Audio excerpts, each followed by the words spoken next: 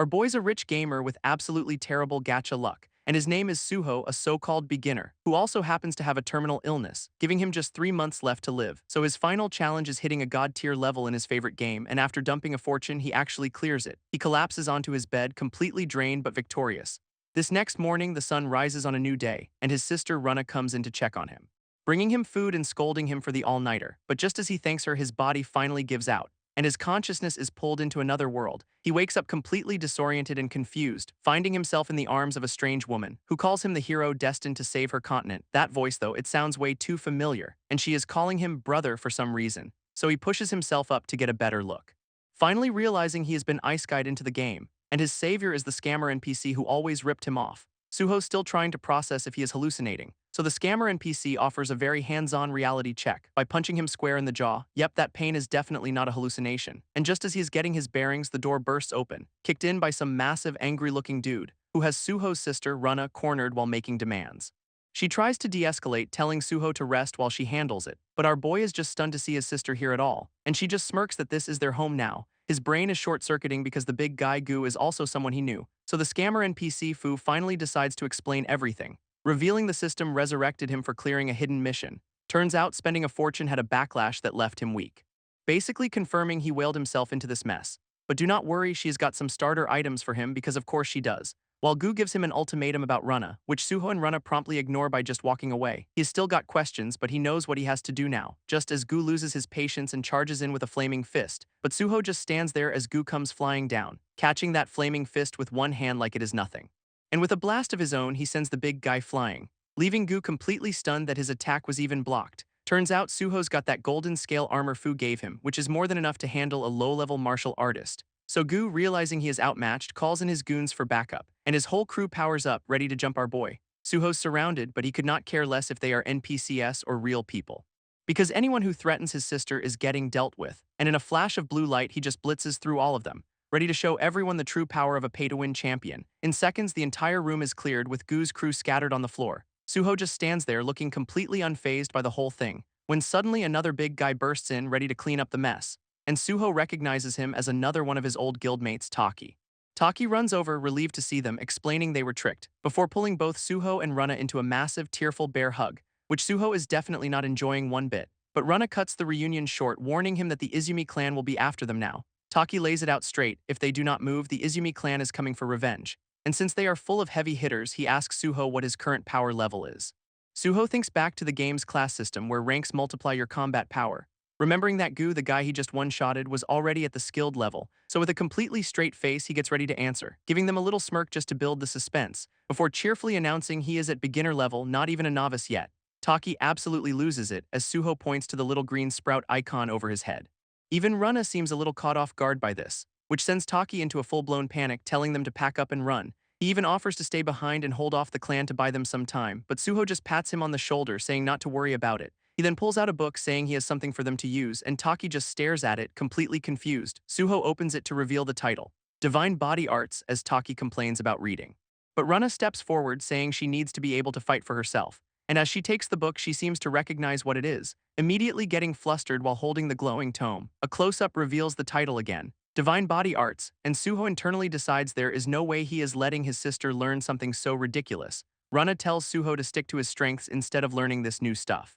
But Taki bursts in, saying the book's techniques are already working wonders, which confirms Suho's suspicion that system items are the real deal. He is a little annoyed though, since only Chapter 1 is unlocked. And of course, Fu pops up to tease him about it, telling him he will get to see the rest once he levels up. She then gives him a little flick to get him moving, sending him on a classic fishing quest at Izumoko Lake.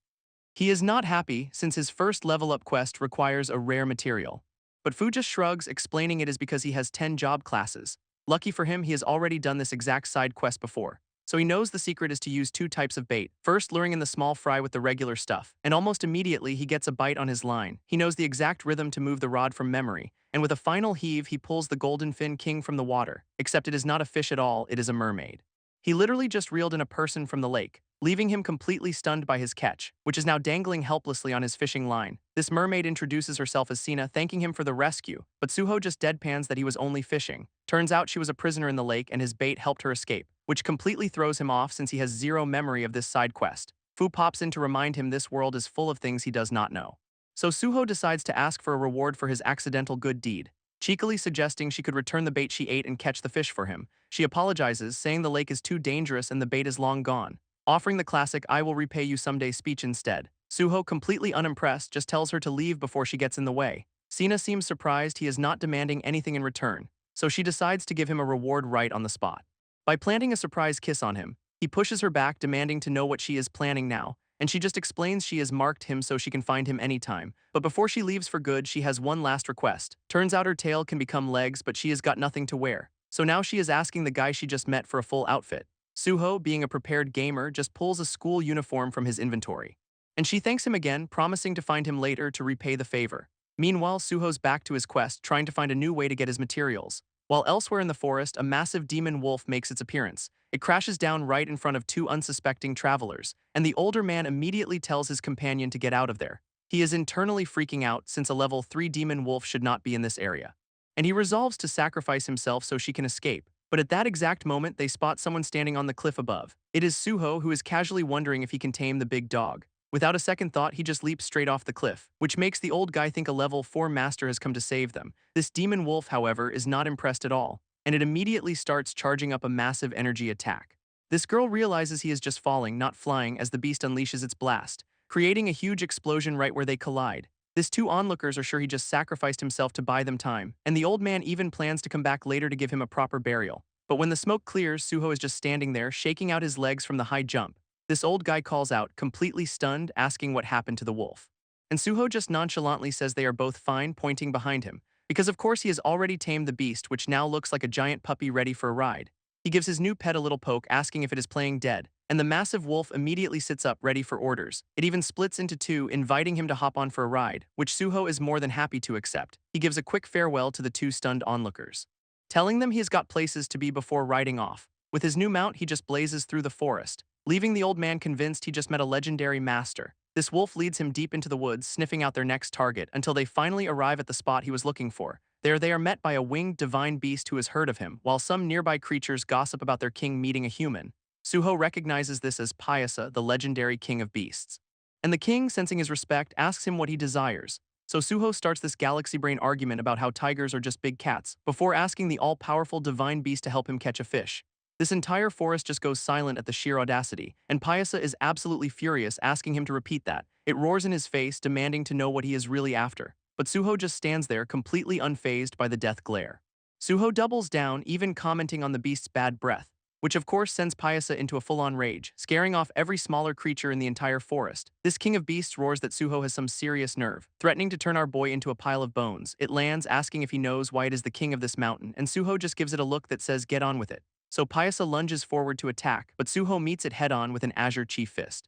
His punch connects directly with the beast's energy blast, completely shattering one of its massive fangs. Pyasa is stunned, realizing Suho was hiding his true power, and now it is both wounded and absolutely furious. Suho just holds up the broken fang, taunting it about its rotting gums, asking if it feels better now that he fixed the problem for it. This divine beast is just frozen in pure shock, because it realizes its unbearable toothache is actually gone. It now thinks this level 4 master is here to kill it.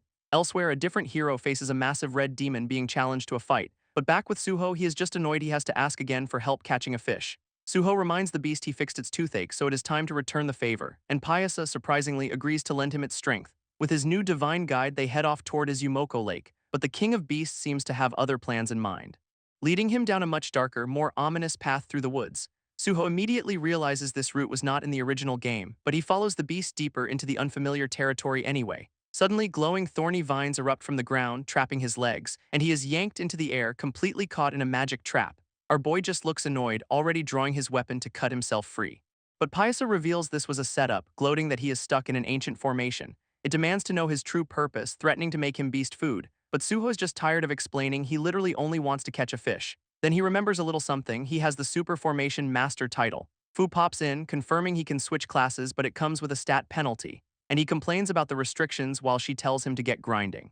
Done with the lecture, Suho just tells her to activate the class change. A wave of dark energy washes over him as he switches to his new job, giving him the power to weaken enemies and manipulate the battlefield itself. This key to breaking any formation is to find its central core, the eye, and destroy it. Pyasa asks what Suho thinks he is doing now, but Suho has already located the formation's core and is ready to smash it. With a single move, he shatters the entire ancient trap from the inside out, landing without a scratch as the magic vines dissolve around him. Just as the trap fades, he notices they have company. As a winged woman appears, relieved her hero is safe, Pyasa is completely stunned, calling her appearance impossible, and she stops the beast, asking if Suho is its enemy, but Pyasa just rushes forward, calling out mother. She immediately scolds her giant son for crying like a baby. Leaving Suho to process that this massive king of beasts has a mom, she introduces herself as Garuda, apologizing for her foolish son's behavior. And our boy instantly recognizes the name, one of the 4 legendary divine beasts from the game. Turns out she was sealed away for centuries right here, and she thanks Suho for freeing her by breaking the formation. Suho realizes she is a hidden character he never encountered, asking why she was sealed in the first place. She vaguely explains she made some powerful enemies and has lost her former strength before asking what he wants as a reward. Suho just stands there with the now tamed Pyasa behind him, and the giant wolf beast starts to wander off, until his mother gives him a death glare, asking who gave him permission to move. This massive wolf immediately starts begging his mother for forgiveness, and she just looks down on him, calling him a foolish child. She then offers to turn her son into soup for Suho as an apology, an offer our boy awkwardly declines, reminding them he just wants a fish. So Pyasa immediately dives into the lake to get the job done, emerging moments later with the golden scale king in his mouth. Garuda promises her son will now catch any fish Suho desires, and the king of beasts proudly presents his prize like a happy puppy. Suho takes the fish, saying this is all he needed. Before pulling out its core and wondering if he has to eat it raw, which of course he does, just popping it in his mouth. This aftertaste is clearly not great, but he plays it off. He tells them he has other places to be and prepares to leave, while Garuda basically tells him to call her if he needs anything. As Suho walks away, the 2 divine beasts watch him go. Pyasa complains about his mom being so polite to a mere human, but she reveals a shocking detail: Suho is only level 1. This beast is stunned, thinking he must be hiding his true strength, but Garuda says no, he is just that powerful and will soon surpass them both. This is why she has chosen to watch over him, believing he will become their greatest strength. Garuda tells her son that with Suho's help, their lineage will finally soar again, while our boy arrives in a massive city to continue his quest. He and a friend try to buy some materials, but the shopkeeper quotes a steep price, asking if they will be paying together or splitting the bill. Suho is clearly annoyed that a few simple stones cost so much, which makes the merchant wonder if he even has any money. When he gets no answer, the guy just kicks him out of the shop, leaving Suho complaining about the unnecessarily rough treatment. Fu appears and he grumbles that he would have brought cash if he'd known. He grabs her, reminding her he already ate that disgusting fish core she wanted. And now she is demanding a whole new list of rare ingredients. She just shrugs it off, saying it is how the system works, so do not blame her. Suho sighs, realizing one of the stones will be a major headache to find. He wanders through the market, trying to figure out where to even start, until he spots a fortune teller's shop that might have some answers. A sign out front says she only gives 3 readings a day to those with a destined connection.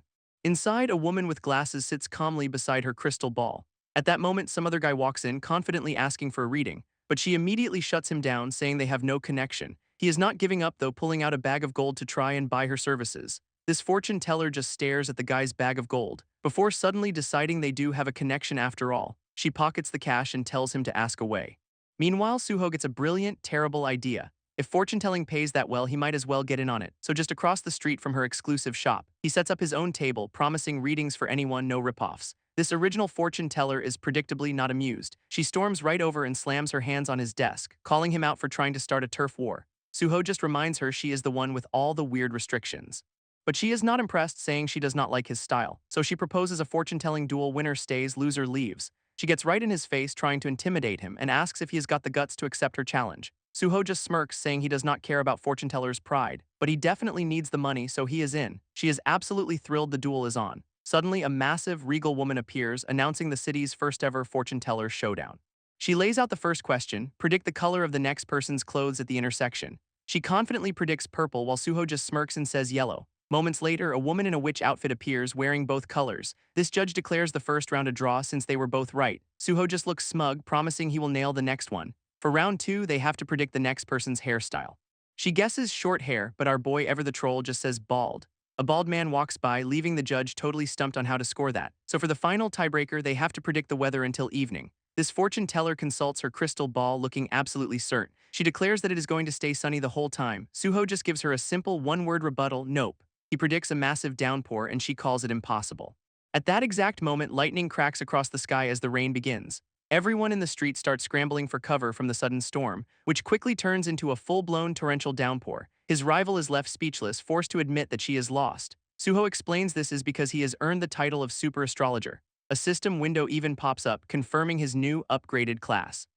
Turns out an astrologer does not just predict the future, they can actually change it. He reveals Fu set up the weather question on purpose, saving his friend from a bind. This fortune teller accepts her defeat, announcing she will be leaving town, while Suho just eyes her crystal ball with a winner's smirk. As a parting gift, she offers to give it to him, and our boy plays it cool, acting all surprised and grateful. Then she drops the price tag of 5,000 somi and his jaw hits the floor. She explains that since he put her out of a job, she needs a new plan and he needs the gear. Suho haggles hard, saying he cannot pay a cent over 2,000. She instantly agrees, snatching the coins from his hand. As part of the transaction, she leans in impossibly close and gives him a kiss on the cheek, calling it a bonus for the new teacher. She then teases him about giving private lessons, leaving Suho completely flustered. He quickly shuts that down, saying he never agreed to be her teacher. With a final laugh, she wishes him good luck and walks off into the rain. Suho just watches her go, ready to finally make some money for that crystal stone.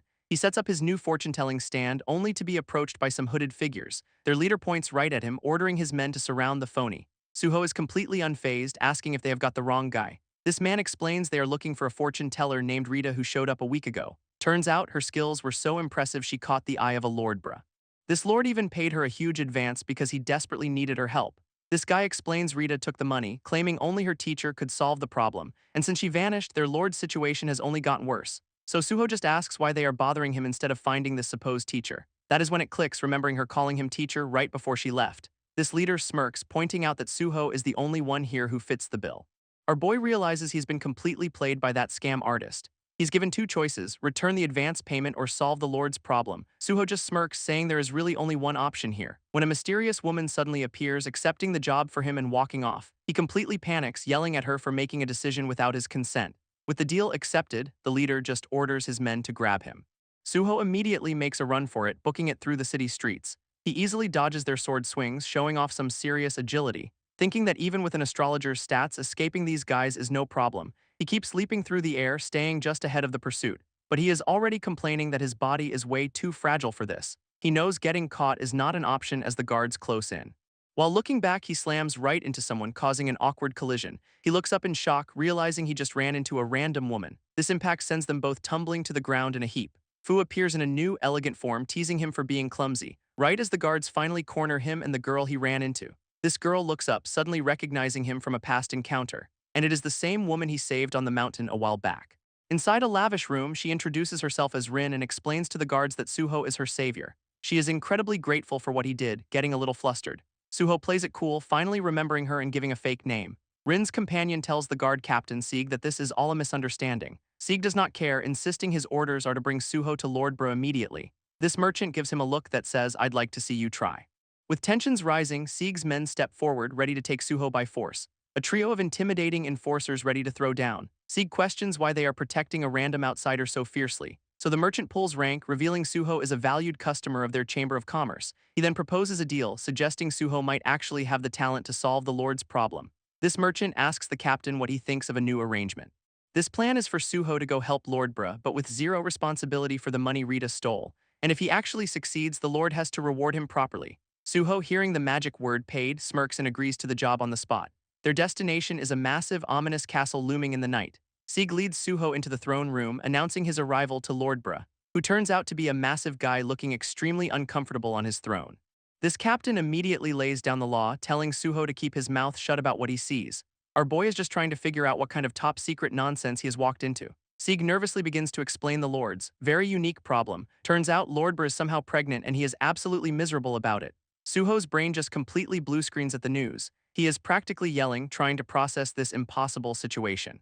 This captain clarifies this is all the work of an evil spirit haunting the mansion. It finally clicks for Suho. Astrologers do not just predict things, they fix them. Just then, a little boy runs up to the Lord, calling him Mom and asking if he will be okay. Lord Bra gently reassures his son, trying to put on a brave face. But the kid is terrified, revealing his little brother is already gone, which sends the Lord into a tearful panic over his adopted son's future. Suho, having had enough of the drama, just asks where this so-called evil spirit is. Sieg leads him to a dark cavern entrance, explaining the source is deep underground. Apparently, they already hired a Grandmaster Bond from another country to handle it. Down below, this Grandmaster's team is casting some flashy fire magic, and Suho immediately calls them out for trying to suffocate everyone in an enclosed space. He just smirks, thinking this job is going to be way too easy. Grandmaster Bond warns Suho not to do anything reckless, threatening to hold him responsible for any interference. Sieg tries to explain Suho is there to help, but Bond is not having it. His subordinate smugly tells Suho to just sit back and watch the master work. Suho just shrugs, saying he will do whatever as long as the paycheck clears. Meanwhile, Bon begins his exorcism ritual against a horned demon woman. He summons a massive holy cross made of pure light. And his lackey is absolutely losing his mind over how cool it is. Bon confidently orders the evil spirit to be purified, as the cross slams down and binds her in holy chains. This light attack seems to hit its mark, causing her to cry out. Bon smirks, thinking the job is already done, until the spirit appears right beside him, completely unfazed and annoyed. This Grandmaster is, to put it lightly, completely freaking out. He desperately tries to launch another attack. But she just stops his holy weapon with 2 fingers, looking bored. Realizing he is outmatched, Bon can only watch as she moves in. Suho casually points out that the so-called master is about to get himself killed. This subordinate flips out, screaming that Suho does not understand his master's true power. Suho internally notes that Bon burned his own soul for that one attack and is now totally spent. This subordinate gets right in Suho's face, demanding he take back his words. But Suho's eyes just flash red as he tells the guy to let go. A wave of pressure hits the lackey, who starts sweating bullets, and he stammers that his master has decades of experience and cannot lose. Just as the demon woman sends Bon flying across the cavern, his student can only scream in horror as his master gets completely owned. He catches the defeated Grandmaster, who is totally out of commission. Meanwhile, the demon woman just gives them a smug, victorious smile. With their expert down for the count, the rest of the team starts to panic. Sieg grabs Suho's arm, desperately asking if there is anything he can do. Suho just looks at his hand, wondering if he can copy that Holy Cross attack. Even in defeat, Bon warns him not to be reckless, offering to make an escape route. Our boy just smirks, saying that just because Bon failed does not mean he will. This Grandmaster is left completely speechless by his confidence.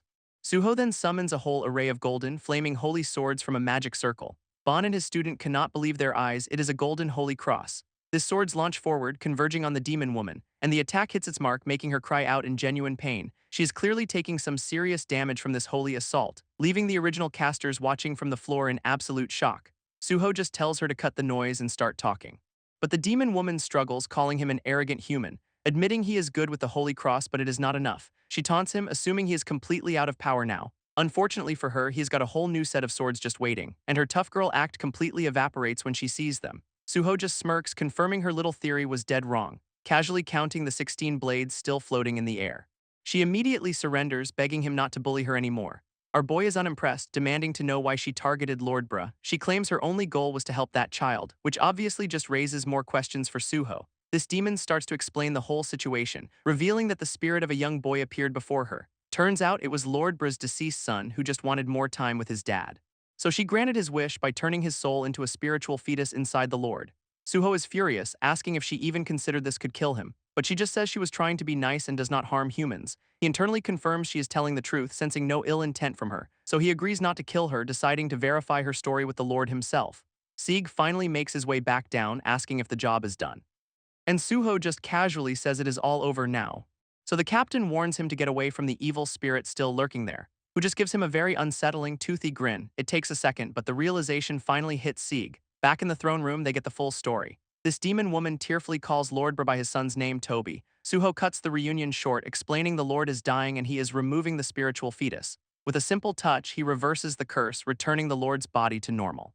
Lord Bra, now desperate, begs Suho to find out what happened to his son, but Suho's already got his payment and is ready to bounce, mission accomplished. This Lord then mentions his son was supposed to become a user of the sacred crystals, a keyword that immediately gets Suho's full attention. Meanwhile, Fu is enjoying the local cuisine in her new, elegant form. Rin finds Suho, getting a little close and asking him to stay longer. He brushes her off, saying he got the info he needed and has to go. As a thank you, she gives him a gift of crystals and gold from her and her uncle. Suho internally rages, realizing the merchant uncle massively overcharged him earlier. Rin explains that merchants will be merchants but offers her genuine help anytime. She leans in close, promising she will not let him get ripped off again. Rin's uncle advises Suho to consult her for all future business in town.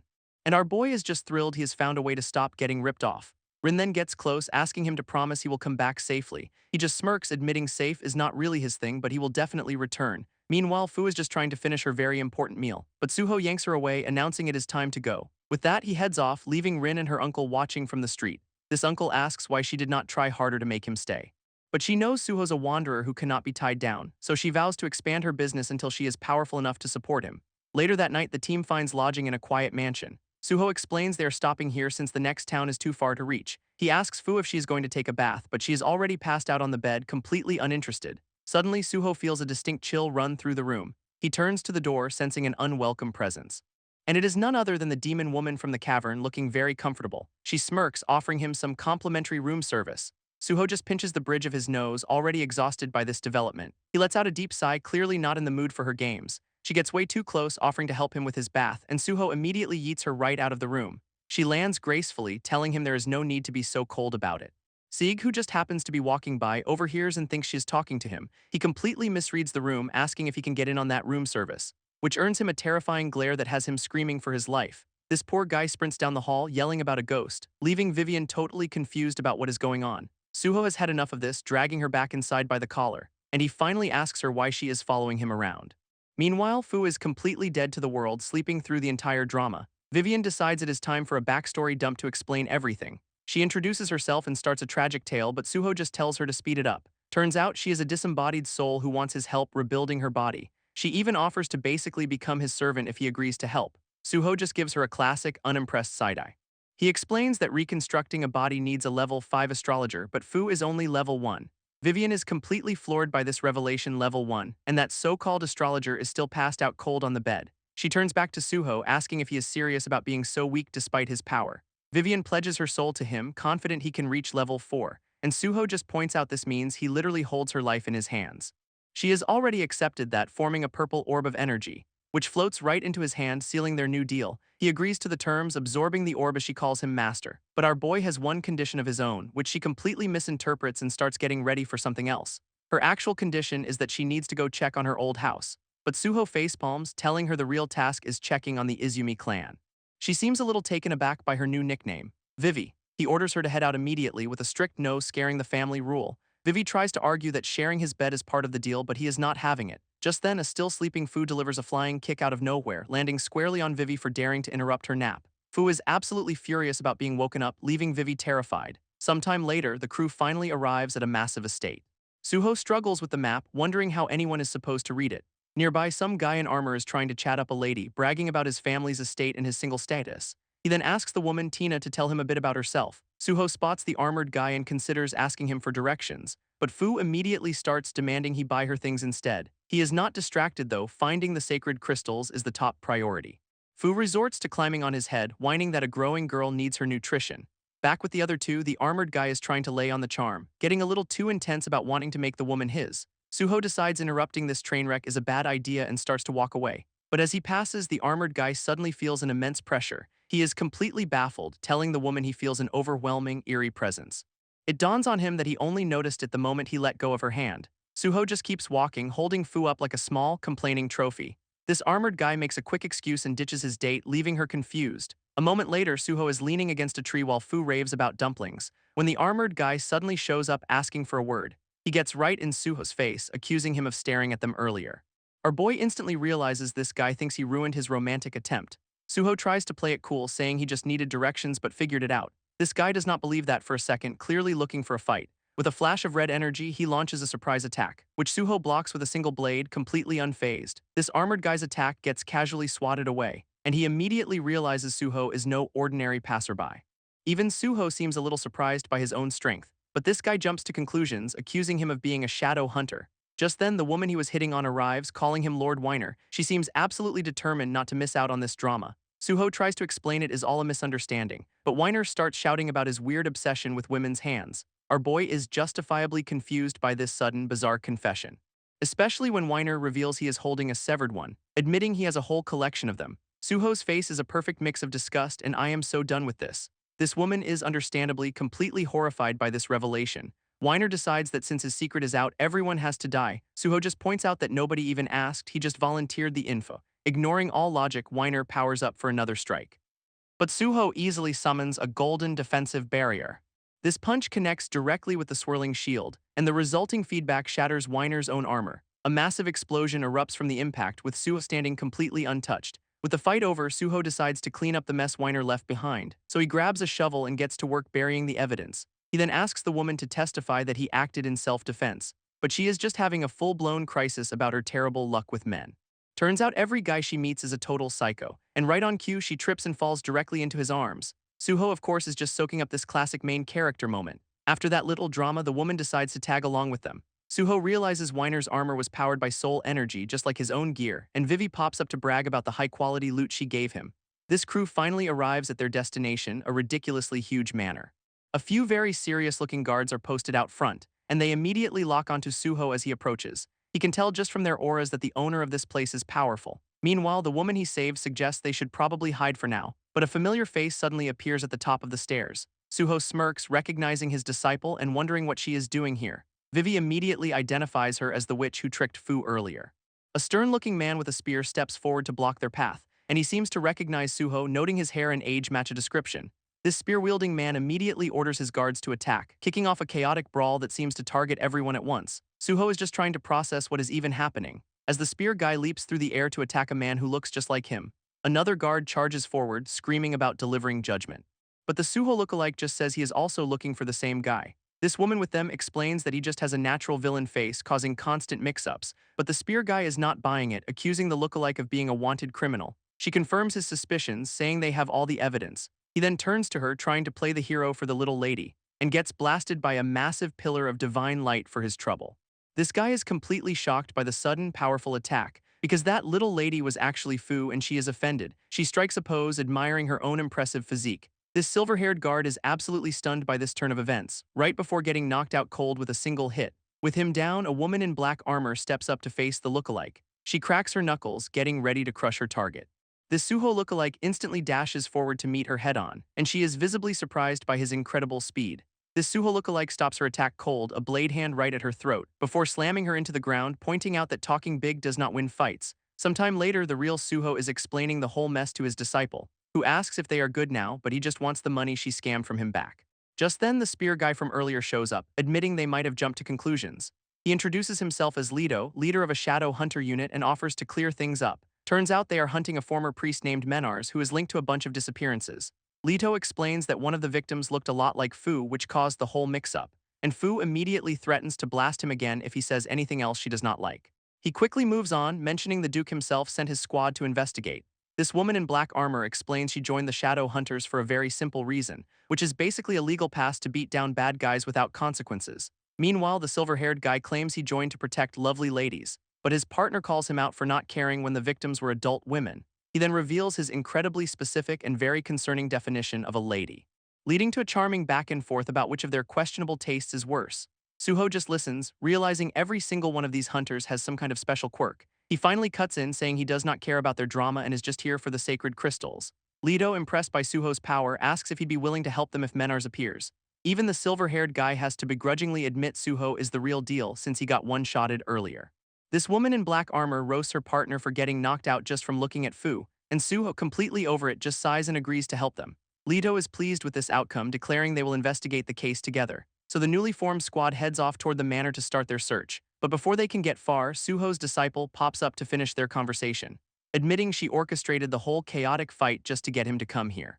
She whispers that since the hunters are fine, her plan worked out perfectly. Suho is stunned, realizing she knew what was going to happen all along. She just smugly confirms it, saying she is good at reading the signs. In fact, she boasts that her skills, especially fortune-telling, are pretty amazing. Our boy does not care about any of that, just demanding she return the money for the sacred crystals. She just scoffs, giving him a look that says, "We will see about that." Sometime later, the investigation team enters a dark, ominous-looking cave. Leto and his subordinate suddenly stop, hearing voices from deeper inside. This silver-haired hunter points ahead, having spotted something in the cavern. They find a young woman seemingly trapped in a massive formation of red crystals. This black-armored hunter immediately assumes she is one of Menars' victims, and right on cue, the silver-haired guy goes into full-on hero mode, vowing to save her. He charges forward with his shield, promising to protect the damsel in distress. But the girl who has horns and looks extremely annoyed is clearly not a victim, and that damsel immediately transforms into a horrifying monster, lunging right at the silver-haired knight who is still mid-charge, and she easily tackles him to the ground, cackling like a maniac. His partner is just fuming, wondering what the hell that idiot was thinking. This monster girl raises a crystal blade to finish him off, but not before firing a stray shard that hits the black-armored hunter. Suddenly, the monster's attack is stopped cold by a glowing blue shield, as Leto steps in, identifying her as a Crimson Core marionette. He orders the Suho lookalike to destroy it, but the guy hesitates over her childlike form. That is all the opening the marionette needs to break free and charge again, swinging her weapon down directly at Leto. But a glowing blue blade intercepts the strike at the last second. This Suho lookalike finally makes his move, blocking her attack perfectly, and with one clean motion, he completely dismantles her. As the pieces fall, Leto asks if it was okay to just kill her like that. He kneels down, wondering about the purpose of such dark arts, before turning to the lookalike, calling him Lord Kaio and saying they have found a lead. This cave opens up into what looks like a hidden archive room. Leto finds a book, realizing this is all connected to a dark ability cult from decades ago. A woman with glasses explains the cult's whole deal was sacrificing people to corrupt sacred crystals for power. This woman with glasses explains the cult's leader was a monster responsible for thousands of deaths. A legendary villain named Moray who took down an imperial commander and then vanished. Leto suddenly finds a familiar symbol in one of the books, having a real eureka moment. Realizing the dark arts were refined to use a certain individual to boost crystal power, and Kaio grimly points out they are obviously talking about using children. While they are piecing this together, the woman they saved finds a suspiciously clean closet. This rest of the team is ready to bail, knowing they are outmatched if Moray is involved, with Leto admitting they stand no chance against this level of dark magic. Kaio, completely ignoring their panic, decides to just open the creepy closet anyway, and even he seems a little surprised by what is inside. Leto immediately freaks out, confirming this is definitely Moray's work. Turns out the closet is full of jars containing preserved bodies, linking Moray to Menars. Leto is now begging Lord Kaio to retreat since this is way above their pay grade, but Kaio just casually asks if anyone has actually seen Moray or Menars' face before. This question completely throws Leto for a loop. Kaio then smirks, suggesting maybe their legendary villain is buried right outside. We flash back to Suho standing over the crater where he buried Weiner earlier, and Leto confirms the body's face is a perfect match for Moray's 20-year-old wanted posters. He is totally baffled, asking Kaio how he could possibly have known the body was there. Kaio just grins, explaining the guy attacked him and basically exploded on contact. Leto is still processing the whole he exploded thing, but Kaio just confirms it like it is nothing. Sometime later, the disciple hands over the sacred crystals and Kaio immediately asks what the catch is. He inspects the goods, confirming they are indeed the real deal. She just smiles, calling it a little something from his faithful disciple. Leto then starts praising Lord Kaio for saving the nation from a legendary monster. But Kaio cuts him off, pointing out the crystals were his to begin with. He adds that technically this still does not make them even. Realizing she has been cornered, the disciple makes a run for it, leaping out a window with a lame excuse about helping a donkey give birth. Kaio just watches her go, noting she is pretty fast when she is trying to escape. With that sorted, Leto promises Kaio a proper reward after they file their report. This silver-haired hunter goes right back to being dramatic about lost, lovely ladies. Meanwhile, Fu is just happily demolishing a massive feast all by herself. Just as things seem to be wrapping up, a new group arrives on the scene. A woman dressed like a high-ranking nun introduces herself as Feiyan, the area's marshal, and she is here to inform Kaio that he is a suspect in a murder case. Turns out a woman was found dead just 2 hours ago, and Kaio was the last one seen with her. Kaio seems to know who she is talking about, realizing the victim could not escape her fate. He tries to use the shadow hunters as an alibi since he was with them at the time, but the marshal is not hearing it, shutting him down and demanding he come with them now. This marshal clarifies she is an imperial agent, not part of some private group, but Kaio just insists he is innocent and has no time to play her games. He then asks if she seriously thinks she can stop him from just walking out, and immediately feels his entire body start to float off the ground. Turns out the marshal can effortlessly lift him with just one hand, flipping him upside down while declaring that her targets never escape, before unceremoniously slamming him straight into the floor. Our boy is completely baffled, wondering what kind of power this even is. She stands over him, listing off his supposed crimes against the peace, and officially places him under arrest. Next thing you know, Kaio is all tied up in an interrogation room. Feiyan gets right in his face, promising he is not leaving until he confesses. He tries to reason with her again, saying the shadow hunters can vouch for him, but she just teases him about wanting to stay with her that badly. Kaio is clearly feeling the pressure from her strange ability, as his legs suddenly feel incredibly heavy, pinning him to the spot. She activates her power, vowing to make him submit completely. And Kaio finally realizes she is using some kind of weight manipulation. It all clicks into place, explaining how she overpowered him so easily before. She just tells him to be a good boy now and spill everything. She smugly warns him that his knees are about to give out, but just then one of her subordinates calls out from the doorway, and it is none other than Kaio's disciple waving hello. Feiyan reluctantly lets him go, promising to train him properly next time. And Kaio just smirks back, saying he is looking forward to it. The second he is gone, her own power suddenly turns against her, leaving the marshal completely stunned. As she finds herself paralyzed and floating in midair, she realizes Kaio did not just figure out her trick, he copied it, and now she is getting a taste of her own medicine. This is, to put it mildly, a total humiliation for her, and she is also weirdly flustered by the whole situation. Sometime later, we are at what looks like Imperial headquarters. Feiyan's superior asks why Kaio was suddenly released, and it turns out someone paid a massive bail for him. He reminds her that this mysterious person funds half their entire operation, which does very little to improve Feiyan's mood. But the bail is not the only reason he was let go. Turns out their witness was lying through his teeth, so the entire case against Kaio just completely fell apart. Back at headquarters, Feiyan's superior casually points out she is sweating bullets, and she just plays it cool, still clearly flustered from her encounter with Kaio. She is privately fuming over the humiliation of having her own power turned against her. All that frustration is now aimed squarely at the guy who gave the false testimony, as she gets ready to begin her own special brand of interrogation. Unsurprisingly, the liar is already screaming under the full force of her ability. Meanwhile, Kaio is already free, standing calmly outside the Imperial building. A woman named Emoto runs up, relieved to see he is finally out. Turns out she is the one who negotiated his release with the marshal. Explaining she was looking for him to deliver some urgent news. She reveals that a massive battle has just erupted in a northern town, and the word battle immediately gets Kaio's full attention.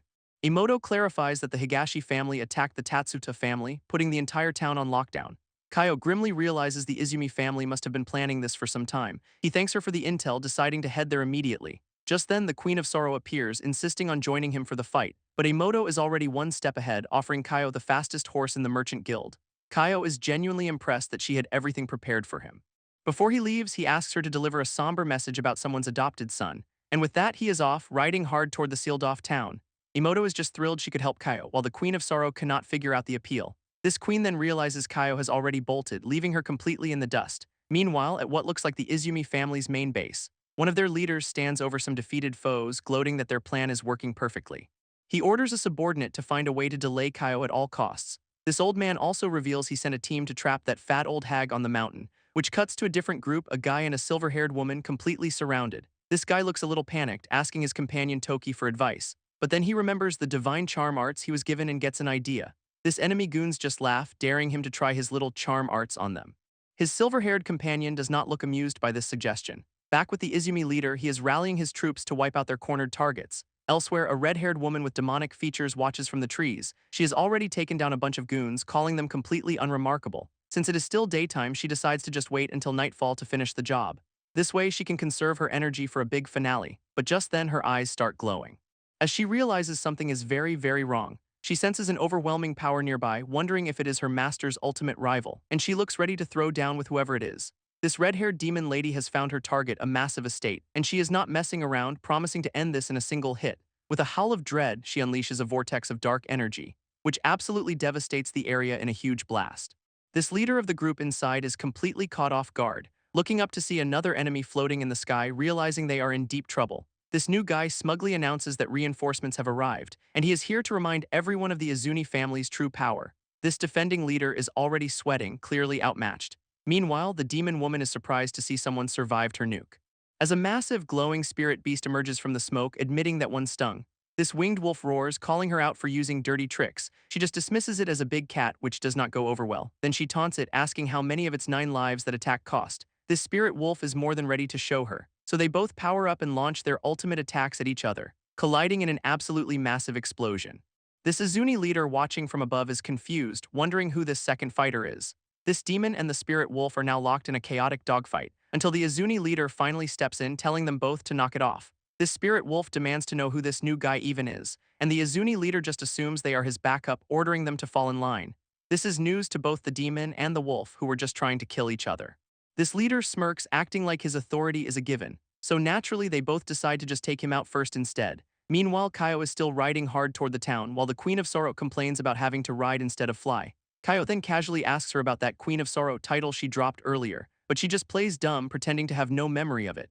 As he presses her, their horse suddenly starts glowing with a strange energy. And in a flash of light, it bucks them both clean into the air, sending them flying completely out of control. Kaio lands flat on his back, wondering what the hell just happened. Turns out his ride has transformed into a majestic unicorn, leaving his old horse permanently retired. This queen immediately starts yelling at the unicorn for being a reckless driver, but the unicorn just scoffs that they were moving like turtles. It even gets right in their face, blaming their incompetence for the whole thing.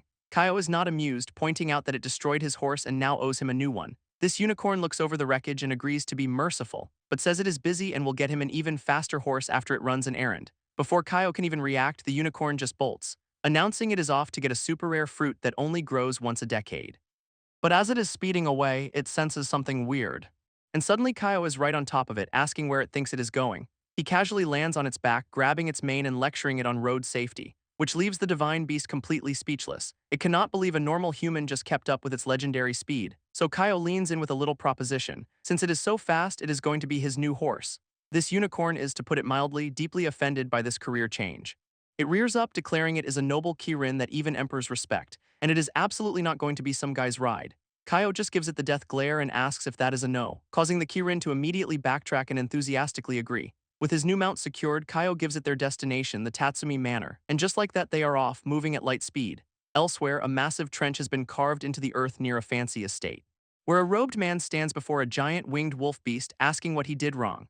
He is sweating buckets, begging for his life and offering a full apology, but the beast just grins, repeating the word apologize like it is a joke. This spirit wolf does not waste any time one-shotting the robed man with a massive energy slash, which completely engulfs him in a pillar of light, leaving his subordinates to panic over their fallen elder. From a distance, the demon woman watches the chaos unfold, before unleashing her own dark energy attack on a different group of fighters. This catches the attention of a new white-haired leader, who assumes the Izumi clan is attacking and prepares to fight back. But he is immediately taken down by a surprise attack from above. As he falls, he wonders why this is happening since he thought he was on good terms with their side. This white-haired man's group recognizes the victim as an Izumi elder, and they are not exactly shedding any tears over it. Suddenly, the giant spirit wolf gets right in the new leader's face, but the guy stands his ground, asking what it wants and declaring they will never hand over Kaio. This wolf's response is unexpected, saying it wants to pay respects to its benefactor's uncle. This just leaves the man completely baffled, having no clue what it is talking about. Turns out the wolf's mother was saved by Kaio, making this guy Kaio's uncle by association. This wolf then politely asks if it can call him uncle, and the man finally puts the pieces together. He is impressed by the beast's good manners, which the wolf credits to its mother's strict upbringing. Just then, one of his younger members runs up, realizing he was not hallucinating a few days ago, which cuts to a quick flashback of him spotting the wolf and being told to focus on his training. Back in the present, the demon woman finally introduces herself as Vivian, sent by Kaio to protect his homeland. This wolf is annoyed she did not just say they were allies, but she points out it is hard to trust someone sneaking around in the shadows. Kaio's uncle asks Vivian about her relationship with his nephew, and she claims they have a sacred bond, which is a bit of a stretch, leading the uncle to think Kaio is getting married without telling him. He even promises to welcome her into the family as Kaio's wife, which sends Vivian into a complete panic. Just then, a new voice cuts in asking who is there, and it is Kaio on his Kirin telling Vivian she got a little carried away. She is stunned to see him, asking if her sacred bond story was a lie, and Kaio just tells her to stop making things up. He then walks over to his uncle to make sure he is okay, who explains the Izumi clan attacked but these two saved the day. Kaio looks down at the defeated Izumi elder, asking if he understands the consequences of his actions. This guy just smirks about the law of the jungle, then taunts Kaio about his sister's safety. This hits a nerve and Kaio immediately panics, thinking of Runa. It cuts to a winged beast flying off with two people in its clutches, and Kaio's eyes glow with rage, promising serious payback. This elder gloats he sent triple the forces to the mountain, telling Kaio to hurry before something terrible happens to them. Vivian is absolutely furious, calling the guy a total bastard. Vivian offers to use a forbidden spell to make the elder's afterlife a living hell, but Kaio tells her to wait, wanting to see how this plays out first. Meanwhile, on the mountain, the kidnappers are flying off with their hostages, one of whom is begging for a quick end. Kaio's eye flares red as he senses his sister, Runa, is in trouble.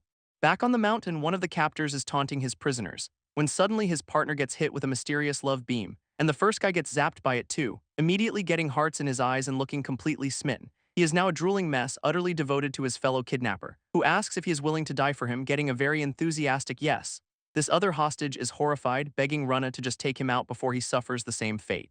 She reluctantly agrees, closing her eyes to do the deed, and knocks him out with a single clean strike. This man fades away, thanking her for the mercy. Runa and her companion make a run for it as a giant beast appears, but Kaio arrives in the nick of time, catching his sister and telling her it is all over. This giant spirit wolf is also there, impressed by Runa's power.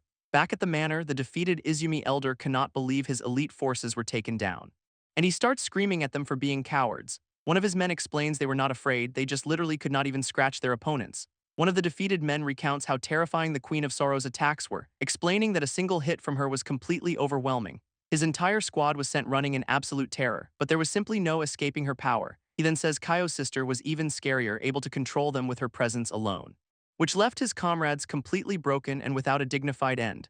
Kaio walks up to the Izumi elder, reminding him he was warned about a fate worse than death, and the elder immediately tries to surrender, admitting they have lost. He starts begging for his life, promising to never attack Kaio's family again, and even tries to name-drop some big shot named Mukuryu to save his skin.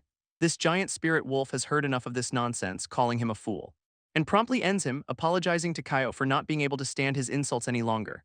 Kaio just sighs that the wolf was too impatient since he still had questions for the guy. With the battle over, the Kirin awkwardly asks if its escort duty is done and if it can leave now, which reminds Kaio that he still has a ride to deal with. He offers the Kirin a full-time job with benefits, thinking its speed would be super useful.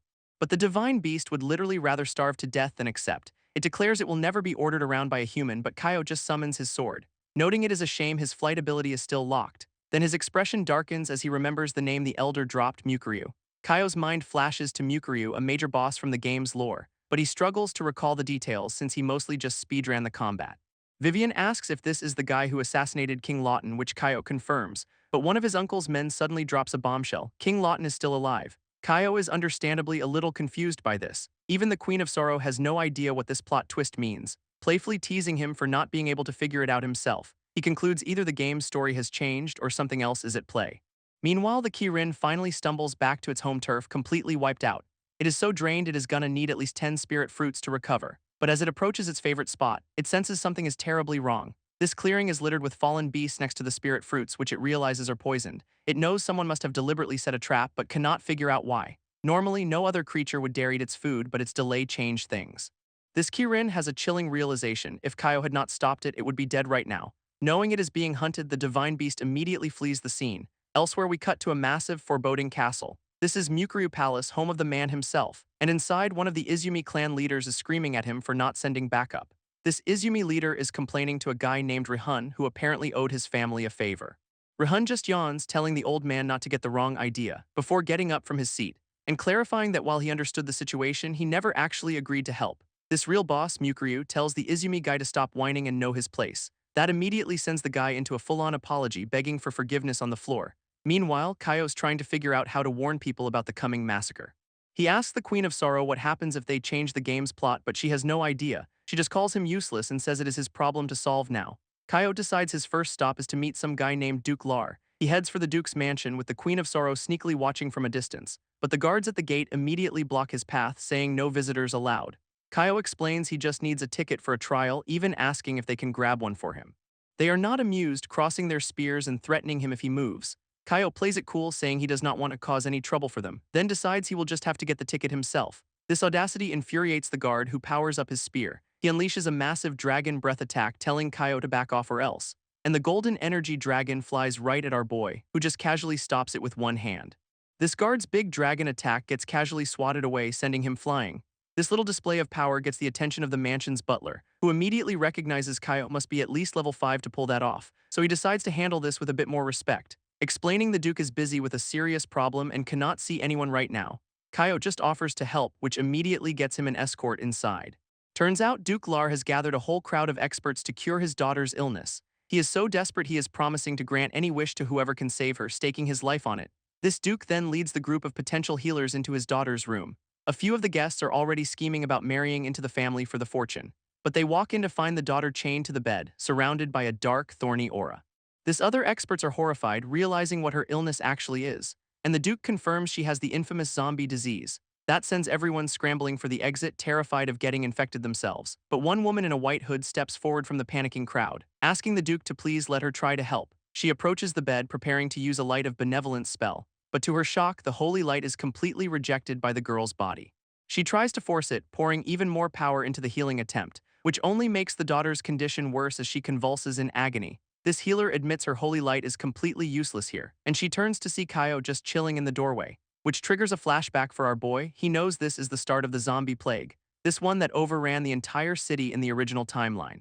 He remembers the Duke eventually had to mercy kill everyone, including his own family. Back in the present, the healer tells the Duke the only option left is to end his daughter's suffering, but the guy absolutely refuses to kill his own kid. She warns him that his hesitation will get everyone in the castle killed, right before Kaio strolls in, asking why she is not using the shadow technique, which leaves both her and the Duke completely stunned.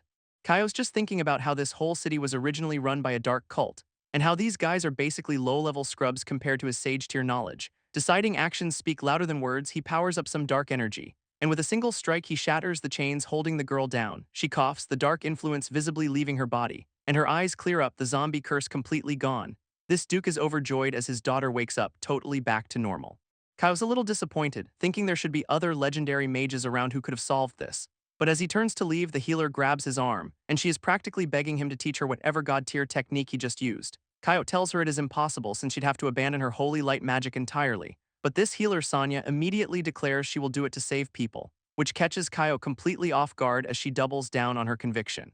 And the future Supreme Holy Sage formally asks to become his disciple. Before he can answer, the grateful Duke hands over the trial ticket Kaio wanted. even offering him anyone wishes a reward, but Coyote says the ticket is enough, though he cheekily adds he will be back if he thinks of something later. This duke is so moved he is literally crying, vowing to repay this debt forever. Outside, Sonya is still trying to convince Coyote to teach her his shadow techniques.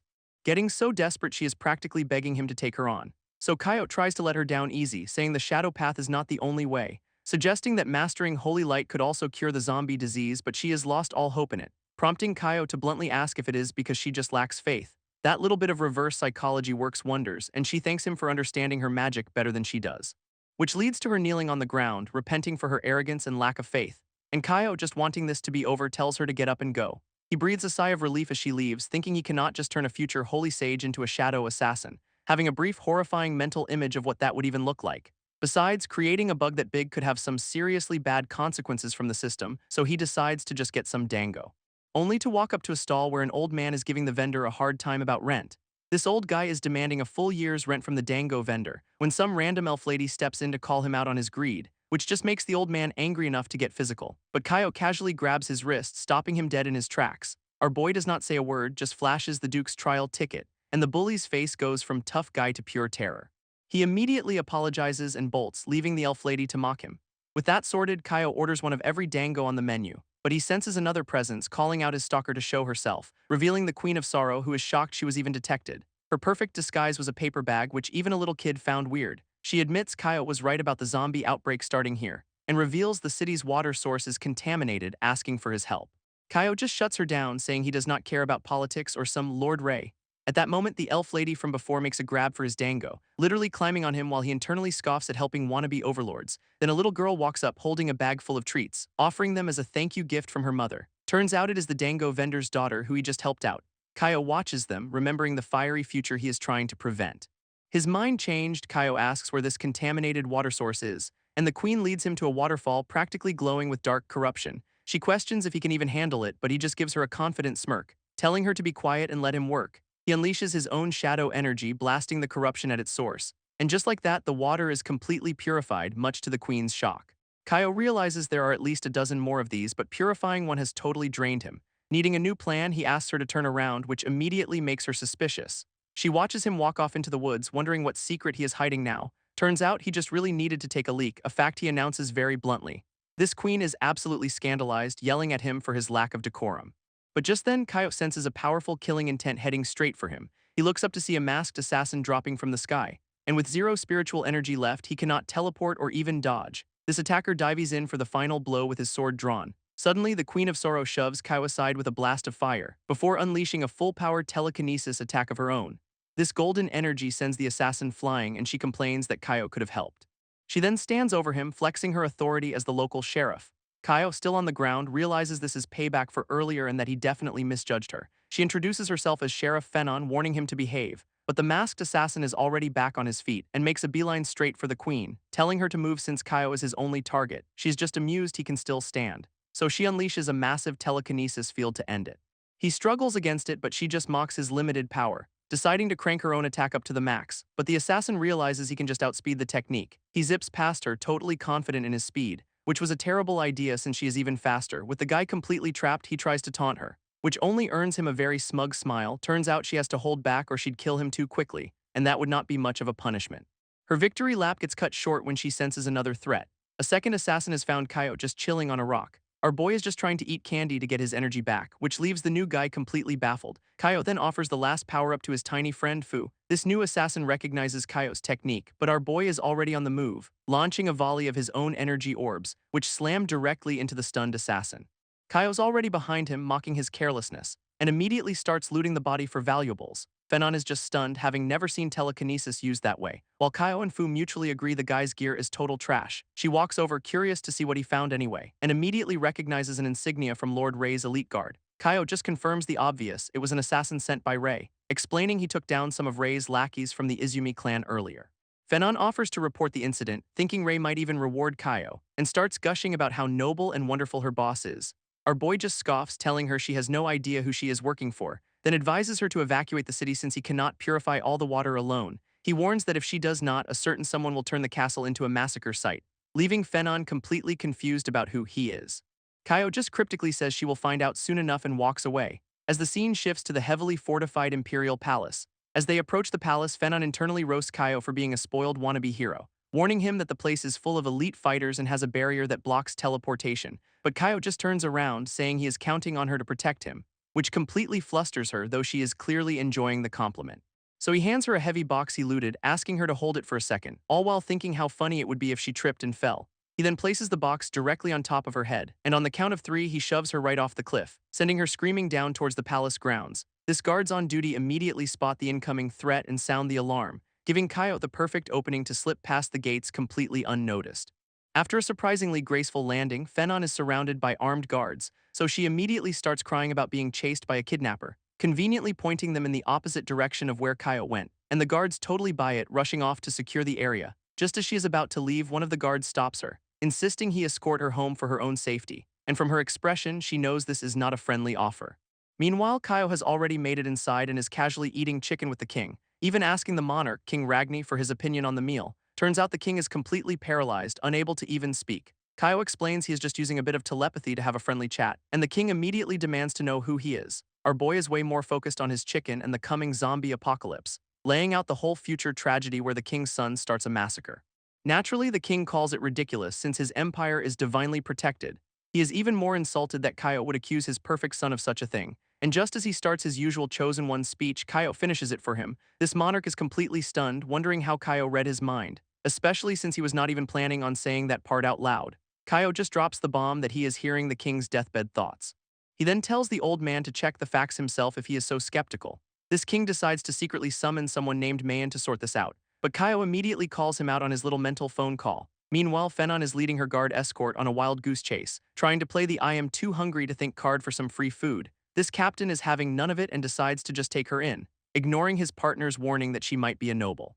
He reaches out to grab her, telling her the fun is over, which was a terrible mistake as she blasts him with a divine punishment attack. With the guard handled, Fenon announces she's done playing and just flies away. While back in the palace, the king's mental distress call finally reaches Lord Mayan, who it turns out is already watching everything through a series of magic surveillance orbs, and he's got a crystal clear view of Kaio's little chat with the king. Which is why Kaio immediately calls the monarch out for trying to summon backup. This king boasts that his level 8 priest is basically omniscient within the castle walls, revealing he also has a hidden protection talisman that would have zapped Kaio for touching him. On top of all that, the entire palace is under a powerful magic ceiling barrier, so Kaio just smirks, confirming the king really thinks he is trapped. This monarch offers a deal: spill everything he knows and maybe he will live.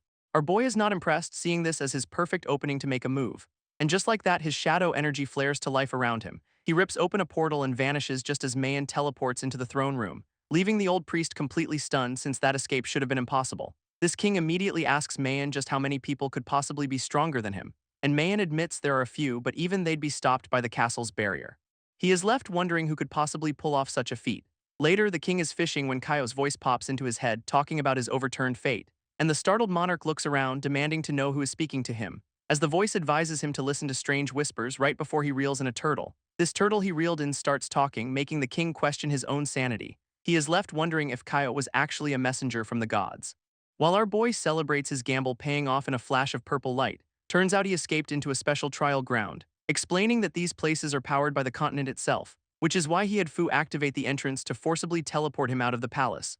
This elf queen is there too, and Kaio admits there was a flaw in his plan. He bet that Fu's unique energy would trick the system into grabbing him instead, and it worked. She is just glad she made it in time, and now she is demanding a serious reward, specifically something delicious that her brother Trash better not mess up. Kaio just stretches, ready to clear the trials and finally level up. Just then, 2 other challengers show up to greet him, but the guy is already complaining about how much time Kaio wasted. He is furious they have missed out on treasure because of the delay, but their leader, Reinsa, thinks it might have been for the best. This pink-haired girl scans Kaio's stats and is completely floored. He is only level 1. Our boy just smugly confirms that yes, he is a total noob, which leaves the masked guy wondering what to do with him, even suggesting they should just ditch the dead weight right there. Reinsa immediately shuts that down, saying the council never abandons anyone. Kaio and Fu are both completely clueless about this council Reinsa keeps mentioning. But she just assumes Kaio must have some hidden talent to have made it this far, then tells him to keep his distance so they can protect him better. Her masked buddy reluctantly agrees but warns Kaio that all loot gets split evenly. Our boy just gives him a death glare, clarifying he never agreed to join their party, and flatly states that he works better alone.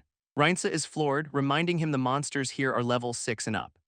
But Kaio just shrugs it off, saying he has always been lucky. This masked guy is ready to just ditch him, and Reinsa agrees not to stop him. So Kaio just turns and walks off on his own. As a parting gift, he helpfully warns them that their path leads to a den of nasty monsters, and the masked guy watches him walk right into that exact den, eager for him to die. Reinsa just muses that maybe he really is protected by good fortune after all. Inside the cave, Kaio walks deeper into the darkness. Right into the sights of a massive, multi-eyed dragon ready for a hunt. Suddenly, a massive blast of light fills the cavern from above, and it turns out Kaio is somewhere else entirely, recognizing the first dungeon from the game. He knows this place like the back of his hand, but something feels off, and he soon realizes he has already passed this spot before. He is lost. Just as a snake monster sneaks up on him, he decides to just double back. As Kaio doubles back, he casually steps on the very snake monster he was trying to avoid, which immediately gets the attention of a much bigger, meaner-looking wolf monster. This wolf scolds the snake for not attacking on sight, basically calling it useless for hesitating. Kaio, completely unfazed, decides this is the perfect time to ask for directions to General Seitsu. This new monster just laughs, mocking the pathetic human for getting lost and needing an exit. But our boy clarifies he is not looking for a way out, he is looking for the boss's lair. This thunder wolf powers up, declaring this a trial ground before launching a massive energy attack. Kaio just casually bats the attack aside with one hand, telling it to move. With the wolf on the ground, he roasts it for its bad breath, a true master of psychological warfare. This snake monster nervously checks on its fallen comrade. While the wolf realizes this human is way stronger than it looks, eyeing his soul as a prize. Kaio, surprised it is still breathing, then notices they are running on some kind of evil spirit energy. Getting back up, the wolf confirms that power is keeping it going and vows Kaio will not leave alive. It then calls in the rest of the pack, ordering a full-on assault. This whole gang of monsters lunges at Kaio from all sides. Which is exactly what he wanted, smirking that he can now wipe them all out at once. A massive pillar of golden light erupts from him, engulfing the entire cavern. This light show acts as a signal flare, with the remaining monsters reporting a powerful new monster has appeared. Turns out the real boss is a massive dragon now staring down at the lone human. Kaio just smirks, commenting that these minions were actually pretty useful for flushing out the big guy. This dragon boss is trying to figure out who this human could possibly be, while his snake minion frantically warns him that Kaio is on his way. Annoyed, the boss just roars at his underlings for being useless, then sizes up Kaio's power, planning to devour him to become unrivaled. Our boy just strolls in, letting the dragon know he heard that entire evil monologue. Surrounded by golden weapons, he asks if the boss will surrender now or be forced to. This dragon offers him the honor of being remembered before he dies. But Kaio is done talking, already gearing up for the fight. He effortlessly swats aside the dragon's opening attack, already disappointed that the reward will probably suck if the boss is this weak. This dragon is stunned, boasting that it has taken down far stronger opponents before, and starts rambling on about its boundless power and total dominance. Kaio just lets him finish, floating there like it is a Tuesday. As the boss challenges him to see how long his energy can last, our boy just roasts it, calling it a well-fed punching bag throwing a tantrum. He smirks, deciding his current Holy Cross attack is a little too petty, and begins merging all the golden weapons into one massive energy source. This light coalesces into a ridiculously oversized greatsword, which the dragon immediately recognizes as the legendary Soul Cleaver. Kaio grabs the hilt, glad no one's around so he can finally go all out.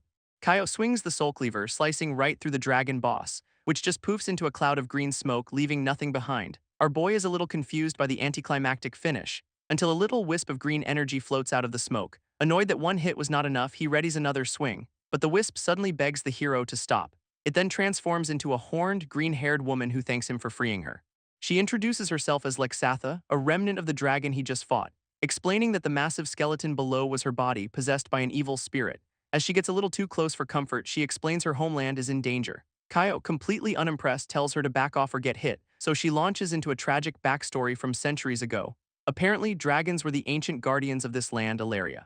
And this trial zone was a place of hope until an evil spirit legion invaded. She led the charge against them with her own forces, but they were ultimately defeated and controlled by the invaders. Kaio cuts her off, demanding she get to the point already, so she asks why a hero like him is even here. He just deadpans that he is here for quests and rewards, obviously. She then reveals the evil spirit's master plan, lure promising heroes here and wipe them out. Kaio's not buying it, asking why this place is not infamous if it is a death trap, and she explains the system is rigged, talented people get rewarded for clearing trials. But the truly gifted ones are specifically targeted and eliminated. Since these prodigies are rare, no one ever connects the dots. Everyone just assumes they died carelessly, and she has seen it happen over and over. Now she is begging him to be a hero because another prodigy is about to get axed. Kaio just points to himself, sarcastically asking if he is supposed to save himself. Flustered, she says he is not the target and decides to just show him instead. A vision appears, revealing Reinsa's party facing a massive monster. Reinsa herself is struggling to block a huge blow, clearly outmatched. Kaio looks at the scene, completely unimpressed with this supposed super genius. Lexatha begs him to help, but our boy just says nope and decides to leave. As he walks away, she is completely stunned by his refusal. He points out that she was an ancient dragon and still lost, so why should he risk it? She tries to convince him the strongest spirits are gone, leaving only weaklings behind. Kaio immediately calls her bluff, asking if she can guarantee the big bosses will not show up. She admits she cannot be sure, and Kaio just smirks, case closed. Fu pops in his head, telling him to at least ask for some dragon treasure. He scoffs internally, thinking a soul wisp cannot possibly have anything valuable. But Lexatha confidently interrupts, insisting she has plenty of treasures to offer. Kaio's face lights up at the mention of treasure, a true capitalist at heart. Lexatha offers to turn his heart into a dragon's heart using her soul wisp, and he is immediately interested, listening as she explains it is basically evil spirit kryptonite. With a dragon's heart, he'd be a walking counter to their entire legion. She gets impatient, asking if he's going to help or not before telling him to wait, then just zips off, leaving him behind for the moment. Meanwhile, Reince's party is getting absolutely wrecked by a monster way above their pay grade. She gets swatted away like a fly, her attacks doing nothing, and their mage cannot even cast properly because her magic is being disrupted. This masked guy charges in with his spiky bat to try and help out, leaping in for a surprise attack from the back. Reince on the ground considers using a trump card just to escape. Unfortunately for them, the monster just casually parries the bat away. It then turns its attention to the downed mage, who is completely defenseless. As it reaches for her, she screams for help, and suddenly Reince is there, glowing with power, blocking the attack. She stops the monster's hand cold, telling it to back off her friend. This mage calls her Lisa, and Reince tells her to run while she holds it off. This sudden power-up definitely gets the monster's full attention. Reince knows its regeneration is too fast, giving her only one shot to end this. Reince unleashes her trump card, gathering a massive sphere of holy energy, and summons her ultimate weapon, the legendary Lionheart sword. She leaps into the air, bringing the blade down in a massive, holy judgment slash, which slams into the monster with enough force to shatter the entire cavern floor. Her teammates are completely blown away, stunned by this incredible display of power. Reince just dusts herself off, coldly stating the monster is dead and it is time to move. Except it is not dead at all, and now it is looming over her, looking even angrier. Its entire stomach opens up into a horrifying, tooth-filled maw, which proceeds to just swallow her ultimate attack whole, leaving her completely defenseless. Realizing she is out of options, she closes her eyes, accepting her fate. Until a hand suddenly grabs her by the shoulder. It is Kaio, who casually asks the giant monster if it realizes how noisy it is being. Reince is shocked to see him as he tells her to get back while he stalls it. He scoops her up and leaps away just as the monster's fist smashes the ground, effortlessly dodging the attack and landing a safe distance away. This monster roars and lunges forward for another go, but Kaio just casually puts his foot on its head, stopping its charge cold. He holds it there with zero effort, asking if it is feeling a little calmer now. Putting Reince down, he tells her to stay away so she does not get hurt. She promises to help after a quick rest, but he just smirks, saying it'll be over before she even gets the chance. Kaio faces off against the giant monster he just stopped cold, but his foot is now killing him from that one kick, making him wonder what it is made of. Reince explains this is a giant, a super rare monster on the continent.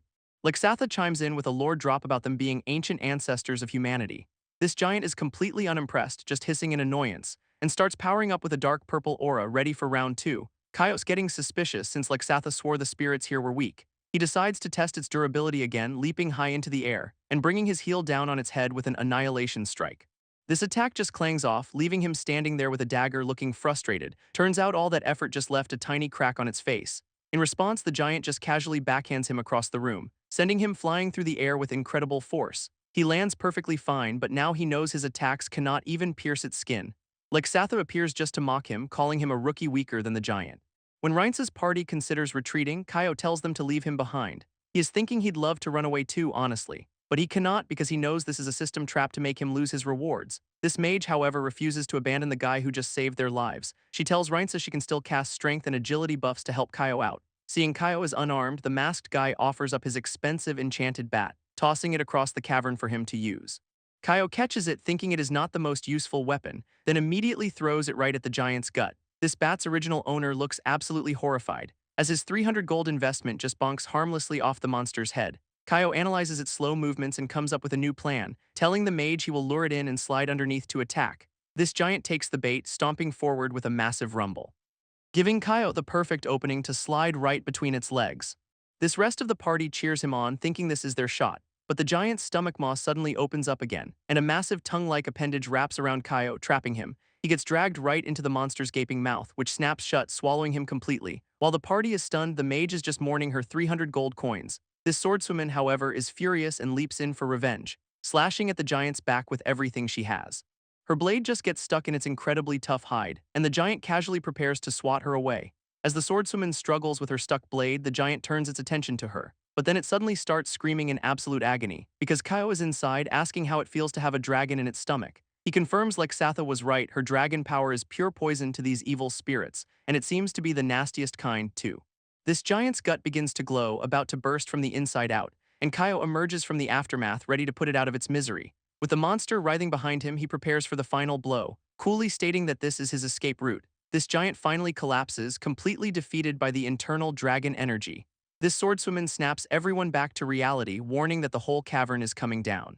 Lexatha appears, impressed that her new warrior actually managed to take down the infected giant, and muses that this victory has weakened the evil energy across the entire continent. Elsewhere in a grand palace, a lord named Pristine learns the old king left with someone named Mayor. Pristine is clearly surprised to hear his father has left the palace, and in that moment he suddenly starts coughing, looking unwell. His attendant asks if he is all right, but Pristine just seems confused by his own condition. He quickly plays it off as stress, reassuring himself his father is safe. This attendant then brings up a new problem, a guy named Chen who is purifying the city's water. He suggests that since this Chen is also fighting the Fel, maybe they should try to make him an ally. Pristine decides this Chen guy is a threat to his plans for the Fel Legion. So he orders his men to frame him as a spy and burn the entire city down tonight. Meanwhile, over in Brightlight City, things are deceptively quiet, where a couple of kids ask a very imposing nun to get their lost balloon. She agrees, casually activating a Gravity Zero skill, and with a pink aura, she starts to retrieve the balloon for them. While she is floating up there, the little brats are just trying to get a peek, which does not seem to improve her mood one bit. After handing it back, they immediately ask for help with their cat too, and she completely snaps, smashing the ground right in front of them, sending them flying and complaining about their now broken arms. She coldly tells them if they were any older, she'd have them arrested. Turns out she is here because someone told her a major event was going down, but so far she is just bored. Her boredom is cut short when another woman runs up begging for help. Pointing down the street where someone is apparently eating people, a hulking green monster is on the loose, causing total panic, and it is so tough that blades just shatter against its skin. She spots it cornering a mother and child, realizing this is an advanced zombie plague victim. This monster hisses, ready to attack the helpless civilians, so the Nun Queen unleashes her full power, cranking her gravity magic to the max. She flattens the zombie with a gravity-powered stomp, and stands over the remains, declaring herself its opponent. With the immediate threat gone, she tells the civilians to get out of there, noting the infection is way too advanced for a simple water contamination. At that exact moment, another man spontaneously combusts, and the flames immediately spread to the mother and child she just saved. A masked man appears on a rooftop, announcing that nobody is leaving, which completely blindsides her as she demands to know who he is. He brushes her off, saying this is all happening on Chen's orders. This name Chen definitely gets a reaction out of her. As the man explains, the zombie plague is just a prelude to the Fel Legion's takeover. She is not buying a word of it, immediately firing off a blast of energy, and calling his story total nonsense as she prepares another attack. He dodges easily, identifying her power as coming from the Holy Contract. She introduces herself as a sheriff for the Privy Council, promising him a very unpleasant interrogation. Her title actually gives him pause, making him wonder why the council is involved. While they talk, the entire city starts exploding in flames, and the masked man reveals his power is the Sacred Flame Verdict. She realizes only one specific group in the north uses that power, as he smirks, saying he will make sure her story is remembered as a heroic sacrifice. This masked man lunges in, calling this special treatment for a colleague, but the Nun Queen easily sidesteps his energy slash. She's got a small cut, telling him to just give up and die with dignity, which is when she finally identifies him as Ulrich, Lord Pristine's chief advisor. Ulrich just stands there, calling the whole situation a shame, and laments that such a talented council member did not join his side. She demands to know if this is all Pristine's plan, but Ulrich decides he has said too much, declaring that their little chat is officially over. At that moment, she realizes she should have believed Chen's warning, because he told her this guy would cause a massacre in the city. As they face off in the burning streets, Ulrich suddenly senses an overwhelming power and decides it is time to retreat. Too late for that, as magic-restricting chains shoot out and bind his legs, trapping him completely inside a barrier. Turns out the king himself has arrived, glad he came to see this mess in person. Ulrich is completely stunned to see his majesty here. This nun queen, whose name is Win, calls the king father, while an old mage named Mayor points out her secret spot on the Privy Council. This king ignores that, glaring at Ulrich and demanding an explanation, before ordering him taken into custody right now, just as Mayor starts casting a spell to douse the flames. He gets hit with a magic ceiling attack out of nowhere, and it turns out the attacker is Lord Pristine, using a charm Mayor himself gave him. This old mage is completely stunned by this betrayal from the prince. This king demands to know why his own son, Alfred, has become a traitor, but Pristine just coldly claims he loves the empire more than his father knows. He launches into a villain's speech about how only hatred can unite people against despair. Apparently, this is all to prepare the kingdom for the coming Fel Legion invasion. This king is absolutely livid, realizing his son orchestrated all these disasters. Pristine does not even deny it, calling it a necessary sacrifice. So now we have got a full-blown royal standoff in the middle of a burning city. This king points out the heavens themselves are raging, but Pristine could not care less, arguing that if the gods actually existed, they would not let people suffer like this. Just then, one of Pristine's men zips in with an update, revealing they have captured the guy he was looking for, Chen. Pristine looks absolutely delighted that his main target has been secured. He uses his power to levitate Chen's unconscious body for everyone to see, sarcastically telling his father that the gods must be on his side, since they just delivered a Fel Legion spy right into his hands. This king and mayor are horrified because they know Chen is actually the divine messenger. Win tries to hit Pristine with her gravity magic, but he just casually disperses the attack with a flick of his wrist, smugly reminding her that he taught her those holy skills in the first place. Pristine then launches into his big villain monologue, holding up Chen for all to see, and spinning a completely fabricated story about how they had to burn the city to stop the plague. This city continues to explode in the background, providing some great dramatic flair for his lies. He declares he will now execute Chen for justice, vowing to defend the homeland from the Fel Legion. With that, he raises his sword to finish off our unconscious hero, and a massive explosion of energy erupts from the impact. We then flash back to 1 hour earlier where Chen and his party have just escaped the dungeon. This whole crew is standing around, having survived the cavern's collapse. Kaio and the swordswoman invite Chen to hang out in the slums, but figure he is probably too good for them. This swordswoman asks Lexatha, whose name is apparently Lisa, for her opinion, but Lisa is just staring at Chen, completely lost in thought. She is realizing the speaker was wrong to call her the most gifted human because Chen is on another level. Chen politely declines their invitation and they all go their separate ways. This moment they're gone, a system window pops up announcing he is ready for ascension. He sits down to get his upgrade and the system promptly doubles all his attributes. He is not impressed, calling it stingy, so the system offers a bonus reward, Cataclysmic Thunderstorm. As he meditates, the sky above him begins to rumble with some seriously angry-looking red lightning. A mysterious blindfolded woman suddenly appears, greeting Chen like an old friend. And he is less than thrilled to realize his reward is literally getting struck by lightning. She tells him to be patient, explaining this storm will vaporize anything below 9th tier, but with her help he can absorb its energy for a massive power-up. Our boy just smirks, asking if he is supposed to just tank the hits. She confirms there are 3 strikes and how much power he gets is entirely on him. This first bolt of red lightning slams down and it looks absolutely brutal. He immediately feels a power surge far greater than the entire ascension bonus, and his system guide is of course pretty smug about being right. Chen notes he only caught one of the 3 bolts and decides he is not wasting the other 2. His brilliant idea is to fly straight into the eye of the storm to get the full dose. He plunges directly into the swirling vortex of pure cataclysmic energy, trying to absorb it all as the power overload hits him hard, until it completely knocks him out of the sky. He crashes down into the city, creating a massive impact crater. This system lady appears over his unconscious body, warning him about his greed before vanishing. At that exact moment, a group of armed men arrive at the scene, led by a serious-looking old man in a hood. He immediately orders his men to capture Chen and bring him to Lord Pristine. One of the soldiers raises his sword, ready to take out our hero while he is down. This king blocks the fatal blow, blaming himself for turning his son into this, flashing to some future king who vows his rule ends when they return. But Pristine is just furious that his father does not get it, claiming he'd take all the blame for a worthy successor, but not yet. This king stands his ground, determined to save his people. So Pristine decides to make this grand sacrifice truly unbearable, and swings his sword right at his own father. This attack freezes midair because Chen is very much not unconscious anymore. He shatters whatever was happening, calling Pristine's whole plan selfish, and Pristine snaps back, demanding to know Chen's brilliant alternative. After all, the entire city's water supply is contaminated beyond his own power to fix. Right on cue, a priestess appears, announcing the zombie plague is officially over. Turns out she just purified every last water source, thanking Master Jiang for the assist. Pristine is completely stunned to see her, calling out her name, Sherry. She explains that with Chen's guidance, she mastered a legendary purification technique, which our boy internally recognizes as the S-tier Radiance technique, a name Sherry actually likes since she had not thought of one yet. Chen realizes she learned a skill that takes lifetimes in just a few hours, and Sherry gives him all the credit, calling him the real genius here.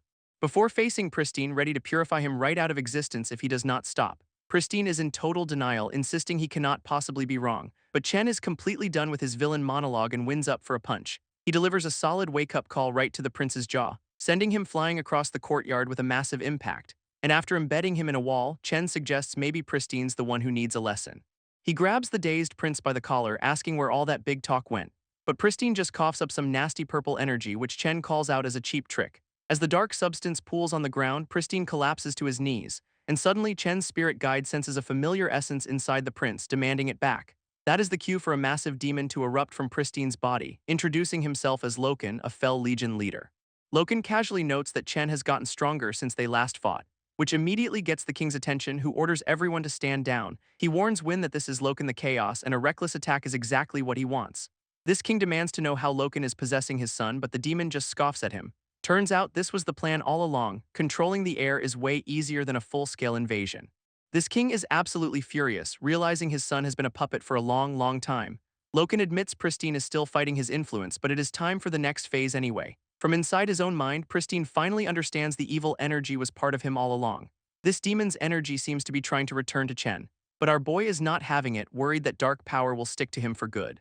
Loken's dark energy tries to swarm back, but Chen just holds up a hand to block it, casually shattering the demonic power with his own green draconic aura, which sends Loken into a panic, wondering how a human got ancient dragon power, right before Chen's shockwave completely obliterates his physical form. Down below, the entire royal court is just staring, absolutely stunned. Chen smirks, noting that a simple show-off and flee tactic will not work on him. He even calls the so-called Fell Legion leader disappointingly weak. This king approaches, calling him the Divine Messenger, which seems to be news to Chen. He explains that the Loken they just fought was only a clone since the real demons cannot descend here. While the king thanks him profusely, Chen just shrugs it off as no big deal. But Win suddenly points out that Loken's energy signature is still around. Sure enough, a tiny remnant of the demon is high in the sky, preparing another attack. Chen just cracks his knuckles, looking forward to a little more practice. Loken's remnant powers up, vowing to unleash a thunder spell to finish them all. He summons a massive purple vortex, which Win identifies as a cataclysmic thunder attack. Mayor is completely shocked, realizing no one in the Empire has wielded that kind of power in centuries. With the magic sealing charm gone, he tells the king he will use his full strength to defend them. He is not even sure they will survive, asking the king to broadcast what happens if he makes it out. But Chen steps forward, telling his new fan club to just stand back. He raises his sword, declaring he will use his own lightning to settle this debt for the people of the Empire. Chen just smirks at the demon's final attack, basically telling him to bring it on. And in a flash, he moves to intercept the spell, literally kicking Mayor out of the way so he can handle this himself. He stands alone against a massive wall of red lightning, which has both Win and Sherry completely freaking out from below. But Chen just yawns, calling the attack so weak it is not even worth absorbing. His system guide pops in to explain that her lightning is the real deal, not this cheap knockoff. So Chen decides to demonstrate, unleashing his own storm of red energy. His lightning surges forward to meet the demon's pathetic purple version. While Mayor can only watch, totally powerless to intervene, these two attacks collide in a city-shaking explosion, leaving Mayor on the ground just stunned by the sheer power difference. With the threat gone, Chen lands and tells everyone the show's over, right before his body gives out and he collapses backward. Turns out tanking a divine storm and fighting a demon clone takes a lot out of you. Later, Mayor reports to the king that he has brought Chen's family to the palace. A woman who is clearly his sister rushes in, demanding to know if her brother is safe. This king calmly explains that the divine messenger is just sleeping it off, and he has assigned the royal guard to ensure their safety while they are here. Our boy is out cold in a luxurious bed, blissfully unaware he is now the Empire's greatest hero. Meanwhile, the palace guards are gossiping about Chen's newfound fame. Though one of them seems a little skeptical about all the hero worship, but his partner is a true believer, saying he trusts the priestess Sherry completely, which is a fair point since she is the one who confirmed Chen saved the city. Their conversation is cut short by the arrival of a smug-looking swordsman, who announces he is here to see if the so-called hero is actually any good. He draws his blade with a smirk, clearly looking for trouble. And the guards immediately sound the alarm for an enemy attack. This intruder just calls them too slow as he blitzes right through them, leaving the first two guards completely flattened in his wake. He then scoffs at an entire squad of reinforcements, calling them unqualified. With a single leap, he dives right into the middle of their formation, and after taking them all down, he complains about how weak they are. But his path is suddenly blocked by Chen's sister, who tells him he is not getting past her. This swordsman is just annoyed, asking why a normal person is in his way. He tells her to move or get hurt, but she is just worried about what to do now, until her eyes sharpen, realizing her body is moving on its own again. In the blink of an eye, she appears directly in front of him, leaving the blue-haired guy completely shocked by her sudden speed. She lands a clean palm strike, unleashing some kind of divine martial arts technique. This blue-haired swordsman just smirks, completely unfazed by the attack, which is a terrible miscalculation as he is immediately sent flying backward, ending up embedded in a stone wall, wondering what in the world just happened. He picks himself up, convinced there is no way a woman at her level could land that hit. So he calls out Jiang Chen by name, accusing him of hiding and fighting through a proxy. But the entity possessing Chen's sister calmly takes full credit for the punch. This guy is just floored, refusing to believe she could have done that all by herself. She just deadpans that it was her, even if she does not know why her body is moving. He is not buying it for a second, getting to his feet and offering her one more chance. His brilliant plan is to let her hit him again. If the effect is the same, he will leave. She looks at him like he has lost his mind but agrees to the deal anyway. Though she does point out that it is the weirdest request she has ever heard. Turns out this is all a trap to sense Chen's spiritual energy when she attacks. He focuses, ready to trace the power back to its source the moment she touches him, and she unleashes the exact same devastating palm strike right into his chest. This swordsman is completely shocked because he could not sense any external power at all. Now redecorating the wall for a second time, he finally has a breakthrough. He realizes it is not an illusion but some ancient body technique that Chen taught her. This just gets him more fired up, demanding another round to test his new theory. He is yelling for one more punch, conveniently forgetting he promised to leave. She obliges his insane request with another palm strike, sending him flying into the scenery for a third time. He is completely baffled, still unable to sense any outside energy source. This possession seems to fade as Chen's sister asks if he is alright, but this guy is nothing if not persistent, demanding yet another punch. Now fully herself, she finds this whole situation incredibly suspicious, but he gets right in her face, refusing to let her leave. This swordsman is determined to figure out her secret no matter how many hits it takes. She has just about had it with his nonsense, and with her brother still asleep, she decides to handle this herself. Launching him into the sky with one final decisive blow. Looking up, she worries she might have hit him a little too hard. She then turns to a swirling portal, muttering about being careful with the palace garden. Just then, the king and mayor arrive, asking if she is okay. She reports the intruder's attack, which the king confirms they already sensed. Mayor gets to work, preparing to identify the intruder's energy signature. He quickly traces the power back to the Shire family. This sister worries the intruder was after Chen, but the king promises to protect the divine messenger. Right on cue, Chen appears, telling them to drop the fancy title. This king tries a new one. Master Jiang Chen, as his sister happily greets him. Chen sits down with the king and mayor for a little post-battle debriefing, already thinking about his next system upgrade, which is getting pretty expensive. So he just hands the king a shopping list of rare materials he needs. This king agrees to help, but admits some items are beyond his empire's reach, which does not faze Chen at all. He just tells him to spill the details. One item is a prize from a fighting tournament in another kingdom requiring a top 5 finish, while another is a super rare dew that only forms under very specific conditions. Mayor points out the biggest problem: the two events happen at the exact same time, meaning if he misses one, he is stuck waiting a whole year for another chance. His system guide pops in, offering her own do as a much better substitute, but Chen ignores her, asking how tough the tournament is. Turns out recent winners are 7th rank. He just smirks because a 7th ranker is basically a warm-up for him. With his plan sorted, he thanks the royals and decides to head home with his crew, and Mayor offers his full support for whatever Chen needs in the future. Finally free of the palace, Chen and Win are just happy to be heading home. With Win already thinking about the food their aunt probably has waiting, but a new blonde woman appears, asking if he has figured out how to get his items. Then strikes a pose, pretty sure she is the solution to his tournament problem. Chen plays along with a grin, confirming he is counting on her to handle it, right before Win yells about an assassin as the blonde hits the deck. A new assassin drops from the sky, screaming that she is here to kill Chen. But he just shoves Win out of the way to handle it himself. This blonde attacker comes in hot, dead set on taking him down, but Win is already on guard, searching for the threat. She unleashes a divine fist technique of her own, only to find the assassin is now a tiny woman perched on her hand. This miniature menace is completely freaking out and zips away in a flash of blue light. Win wants to check on her, but Chen tells her to just ignore it. He is more impressed with her reflexes and power, which are apparently top tier, so he officially asks if she is confident enough to enter the tournament for him. As they head home through the gate, they are hit by an amazing smell. Turns out the blonde woman from the palace is having a massive barbecue. She is joined by 2 of Chen's retainers who are telling her to eat up. This younger one greedily declares he is going to take it all for himself.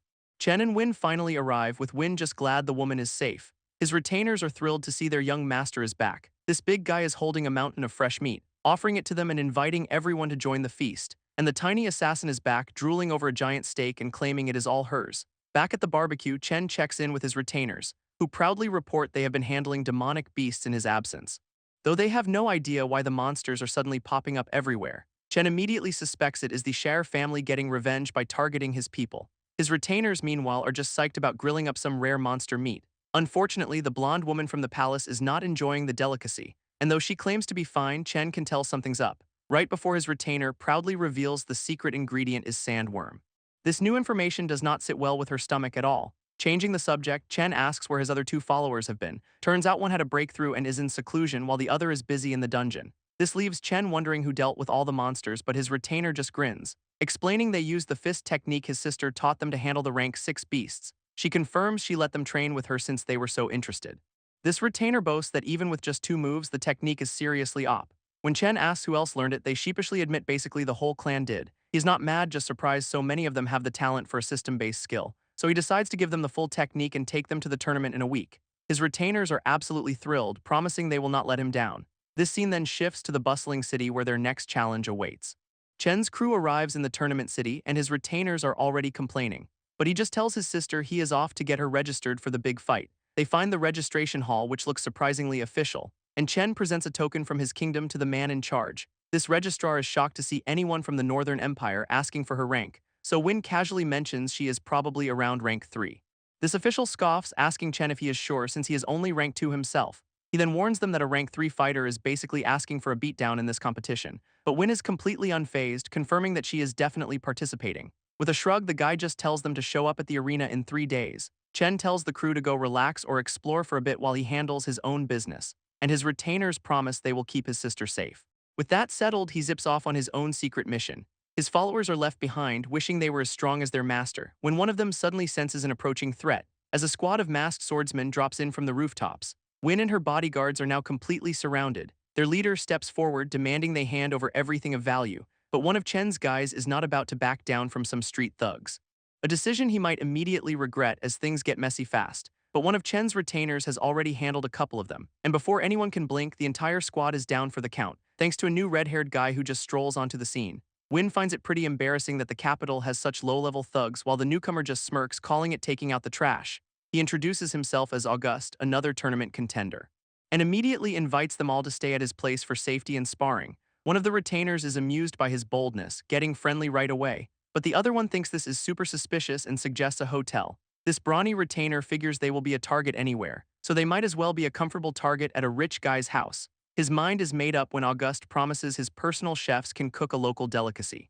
With everyone else on board, Win just shrugs and agrees to the plan.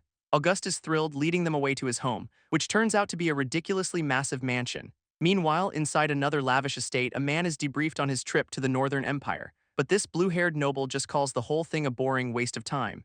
His attendant then mentions an invitation from the Auguste family about the tournament, which only gets his attention when a rumor about a secret realm is brought up. Turns out the legendary Valhalla Sea might be opening, a once-in-a-century event. This blue-haired noble learns the Northern Empire sent someone for the Valhalla Sea prize, and he is absolutely thrilled to hear a certain someone is joining the tournament, deciding to pay a little visit to Auguste's party to meet them. Meanwhile, at the party, Chen's retainers are stunned by the sheer number of guests. But Auguste just explains they are all tournament contenders from different nations. This brawny retainer immediately zeroes in on the roasted phoenix, ready to feast, right before a new challenger makes a dramatic entrance from above. Auguste is clearly not happy with the interruption while he is hosting. This bald guy accuses Auguste of trying to hoard all the easy wins for himself, leaving Win's crew completely confused about what is going on. He calls Auguste out, revealing that the top 30 fighters get into the Valhalla Sea, which gets one of the retainers super excited about the legendary secret realm. This bald guy declares he will not let any trash get lucky and sneak into the top spots, but another contender steps up, challenging his right to decide who is worthy, grabbing his collar and calling him out on all his talk about strength, then lands a clean punch right across his face. This bald guy just tanks it, grabbing the attacker and mocking his weak sauce power, calling his whole group trash who would just insult the secret realm by participating. Auguste tries to play peacemaker for about 2 seconds, before deciding the bald guy has a point and proposes a pre-tournament brawl to weed out the weak. Auguste lays down the new rule, fight for your spot or hand it over, which has the other contenders calling him a fraud and storming out. But he is not exactly letting them leave on their own terms, and casually flicks a couple of energy blades to make his point. One of the guys gets hit and immediately starts to dissolve, completely shocked. Auguste just smirks, explaining he is saving them from a worse fate in the real tournament. He then issues an open challenge to anyone who thinks they are worthy. A new trio of powerful-looking fighters watches from the sidelines, unimpressed. This rest of the crowd is hesitant, realizing Auguste is at least rank 8. With no one stepping forward, he smugly asks for their entry tokens. That is when Chen's brawny retainer cracks his knuckles ready to go. He powers up, declaring he will take the challenge for the Northern Empire. Auguste just scoffs, asking if a rank 5 fighter has a death wish. This retainer throws a massive punch, which Auguste blocks effortlessly with his staff. Just the force of the block sends the big guy flying across the room into a wall. His friends are stunned, recognizing that was a rank 8 attack. Win looks worried, but the other retainer tells her not to sweat it. And sure enough, the brawny guy pulls himself out of the wall, admitting he is outmatched. He concedes the fight, saying getting injured now would mess with his training. This bald guy is confused by this, but Auguste confirms he absolutely did not hold back. This bald guy is shocked a rank 5 could tank that hit, wondering what his intel on the Northern Empire missed. All the other contenders are whispering, realizing these Northern Empire guys are way stronger than they look. This brawny retainer apologizes to Win for the poor showing, but she is just worried if he is actually okay. His buddy is confused, asking why he got folded so easily when they are usually evenly matched in training. He explains Auguste's attack had a hidden energy wave, a nasty surprise he is not willing to risk again. Hearing this, the other retainer cracks his knuckles, ready to test that theory himself. He challenges Auguste, who just scoffs at another challenger, this one an even lower rank 4. This retainer lunges forward, but Auguste blocks him effortlessly with his staff. Auguste smirks, telling the kid not to get ahead of himself, and unleashes an attack meant to take his arm as a souvenir. But the retainer manages to catch the blow, stopping it cold. This crowd is losing their minds, wondering how the Northern Empire has two guys who can fight a rank 8. Turns out he used a two-stage technique to counter the hidden energy his friend warned him about. Auguste is genuinely stunned, recognizing it as an incredibly rare high-level skill. Just then, the bald guy interrupts, demanding to know what Auguste is playing at. He accuses Auguste of faking the fight to conserve his strength while everyone else gets worn down. Auguste just calls him a moron for his troubles. He clarifies he was not holding back at all and tells the bald guy to fight the retainer himself if he is so skeptical. So the bald guy steps in, ready to take over the fight, and the two of them immediately start trading blows. This bald guy is completely stunned, wondering how this retainer is still on his feet. But Chen's guy just spits some blood and keeps on fighting, forcing the bald dude to power up a massive fiery punch to end it, and he slams the retainer straight into the floor. Win rushes to his side, but he tells her he is alright, getting back up just to concede the fight, admitting he has been beaten. This bald guy starts gloating about his victory, feeling pretty proud of himself, until Auguste strolls over to ask what exactly he is so happy about. He points out that it took him 13 punches to take down a rank 4 fighter, which is just sad. This sinks in for the bald guy as he realizes the Northern Empire crew is on a whole other level. Auguste then turns to Chen's retainers and formally apologizes for his earlier disrespect, acknowledging that their group has earned his recognition. This retainer is relieved, asking if this means they get to keep their tournament spots. And Auguste just tells him to take it as he will before signaling his own people to move. On his command, a squad of his elite fighters appears from the shadows, and they immediately start taking down the other contenders trying to flee.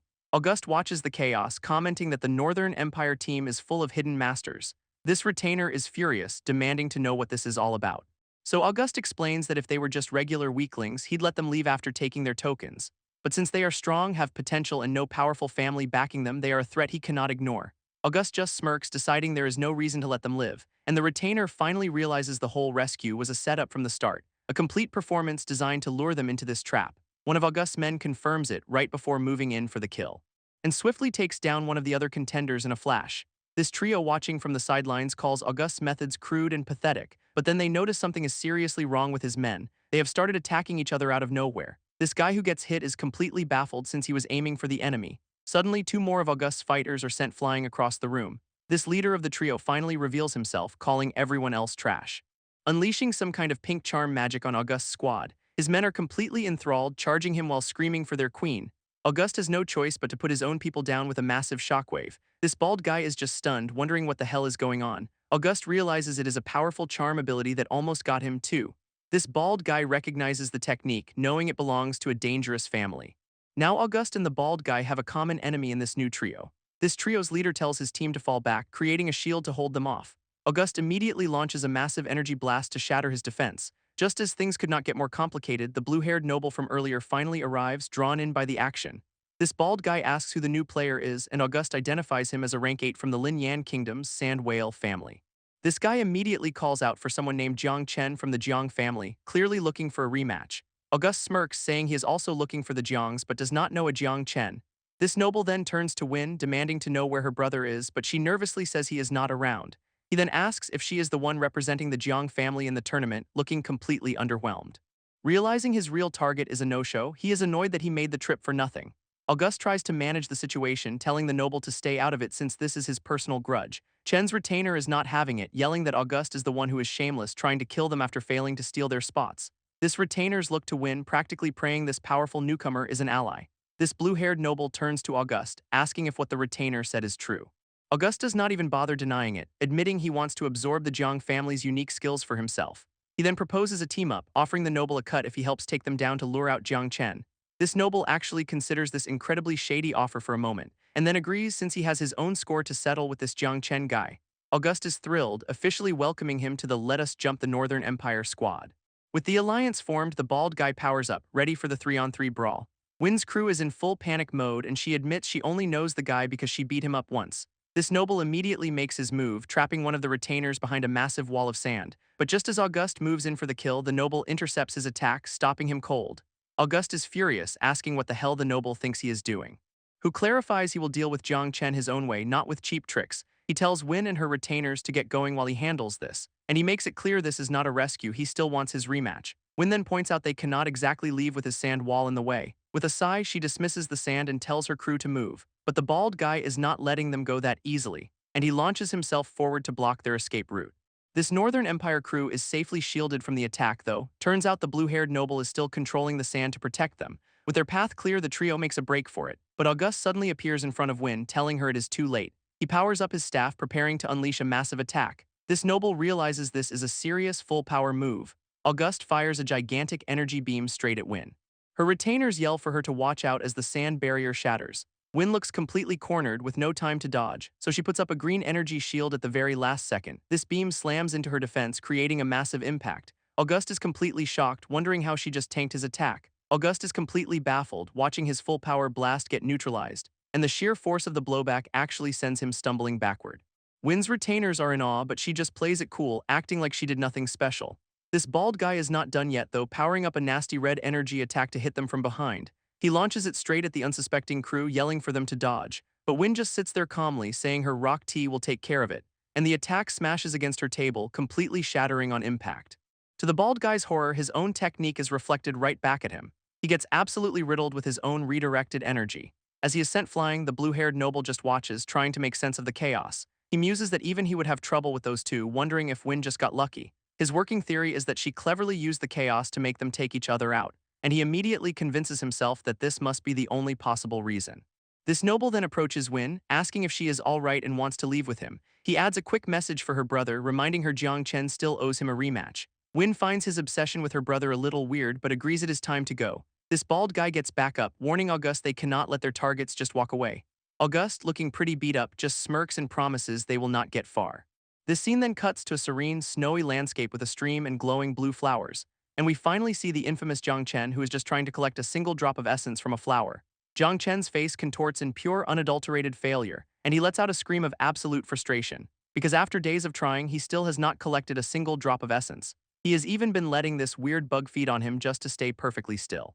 Fed up, he decides if the mountain will not cooperate, he will just have to force it, so he activates a massive ice magic formation ready to get serious, and the entire landscape begins to crack under the sheer pressure of his power. His new plan is simple, just move the entire ice mountain, and he prepares to do exactly that because why not?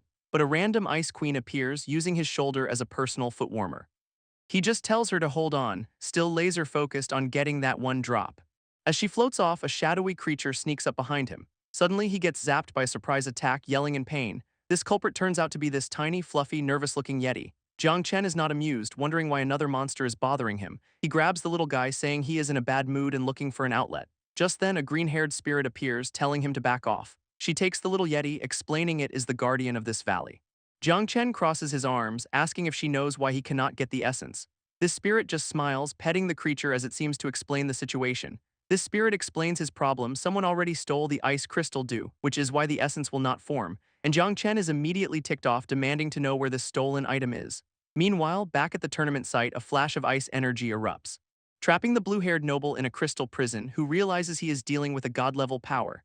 This entire area around a massive building is now frozen solid, and it turns out August's boss has arrived, an ice-wielding powerhouse who is annoyed he had to show himself. He looks down at August, demanding a very good reason for being summoned. August, looking worse for wear, insists he found something his boss would be very interested in. He explains that Win possesses a lost martial art that is a perfect match for his leader's abilities. This ice-cold leader is intrigued, telling him to continue. August gushes about this legendary technique that lets you unleash insane power from a totally relaxed state. He argues that since his boss is already god-level, adding this technique would make him unstoppable. This leader is not so easily convinced, saying it is not that simple. He explains that god-level domains operate on a whole different plane of existence than regular skills. August quickly apologizes for his ignorance as his boss floats around the ice prison. This leader considers it, thinking that if the technique is real, it might have other uses. Just then, a massive blade of golden sand slams into the ice but fails to even scratch it. This leader recognizes the move as a sand blade, confirming the prisoner is from the sand whale family. With a condescending smirk, he grants the trapped noble permission to speak. This noble is shocked to find a god-level user in this kingdom, wondering just how long this guy plans on keeping him. This trapped noble tries to negotiate, telling the boss to let Win go and he will drop the issue. But the ice-cold leader just scoffs, calling him a naive young man who does not get the situation, and clarifies that while the noble can live, Win and her crew absolutely cannot. Just then, a wave of cold energy washes over the area as the Ice Queen from the mountain appears, followed by none other than Jiang Chen, who casually complains about the chill in the air. He takes in the scene, unimpressed by what looks like some tacky family drama. This ice boss is completely stunned, demanding to know who this guy is that just walked through his blizzard. He then holds up a glowing blue orb, confirming it is the ice crystal dew and telling Jiang Chen to hand it over. This ice queen warns Jiang Chen to be careful, calling him brother, which immediately gets the attention of the trapped noble who realizes this is the guy he has been hunting. Jiang Chen's aura erupts in flames, furious that this guy used his sister as a pawn. This boss taunts him, saying he will deal with the unruly fire spirit first as their powers collide. Win's crew is caught right in the middle of the elemental clash, looking completely out of their depth. Jiang Chen sizes up his opponent while the boss summons two massive ice beasts to attack. One of the ice beasts lunges forward, ready to smash Jiang Chen into the ground. And from the sidelines, Win's retainers are sure this is the end for him. But the ice beast's attack completely shatters against Jiang Chen's fiery aura. This retainers can only stare in disbelief as the threat is effortlessly neutralized. This boss is genuinely surprised, realizing Jiang Chen is a rare dual-element user of both ice and fire. Jiang Chen just smirks, casually resting a hand on the frozen beast, saying if fire will not work, he will just use ice. This ice boss tries to explain how the crystal dew could make Jiang Chen god level, but our boy just turns his back, saying he does not need cheap power-ups. Furious, the boss unleashes his ultimate ice domain attack, which does absolutely nothing to Jiang Chen, who just stands there unimpressed. This boss forms an ice sword, thinking he has got this in the bag, only for Jiang Chen to appear right behind him, telling him to be quiet. Completely stunned, the boss listens as Jiang Chen lectures him on what true cold is. Suddenly, the boss's own body begins to crack and freeze over, his entire domain getting completely shattered from the inside out. He realizes in horror that his blood, thoughts, and even his spirit are freezing solid. With a final scream, his body is completely encased in a jagged ice prison, while Jiang Chen calmly explains that true cold is the sound of absolute stillness. Having retrieved the ice crystal dew, he decides he is done here. He gives a simple command for the ice to disperse, and the frozen statue of the boss shatters into a million pieces. A spiritual projection of the boss appears, vowing revenge for his destroyed clone. Jiang Chen just calls him a coward for not showing up in person. From his prison, the noble is having a full-blown crisis, realizing Jiang Chen just one-shot a god-level entity. With the threat gone, the Ice Queen rushes to her brother, relieved he is okay. Jiang Chen just gently comforts her, saying it is all over now. This blue-haired noble is still processing, thinking the Ice Queen is just a powerful little girl. But she tells Jiang Chen she is terrified of a strange power trying to control her, and Jiang Chen realizes she is not scared of the god-level boss, she is scared of the noble. She then points him out, saying this is the guy who has been demanding a rematch, which immediately flips a switch in Jiang Chen, who asks if he was bullying his sister. This noble does not miss a beat, powering up with a dark aura ready to throw down. And while the Ice Queen is worried, Jiang Chen just smirks, saying he will protect them. He steps forward, casually accepting the challenge now that he has a moment. But the noble suddenly backs down, saying he needs to save his strength for the tournament. He walks off, thinking to himself that it is a good thing he did not make an enemy of the Jiang family. He stops, however, sensing Jiang Chen's aura is different and wanting to test a theory. So he turns around and literally asks Jiang Chen to punch him just once. Jiang Chen and his sister just float there, watching this weirdo get into a stance, and the noble gets absolutely rocked by the hit he just begged for. From a distance, he confirms that is the exact feeling he was looking for. Meanwhile, Jiang Chen is finally holding the ice crystal dew, mission accomplished.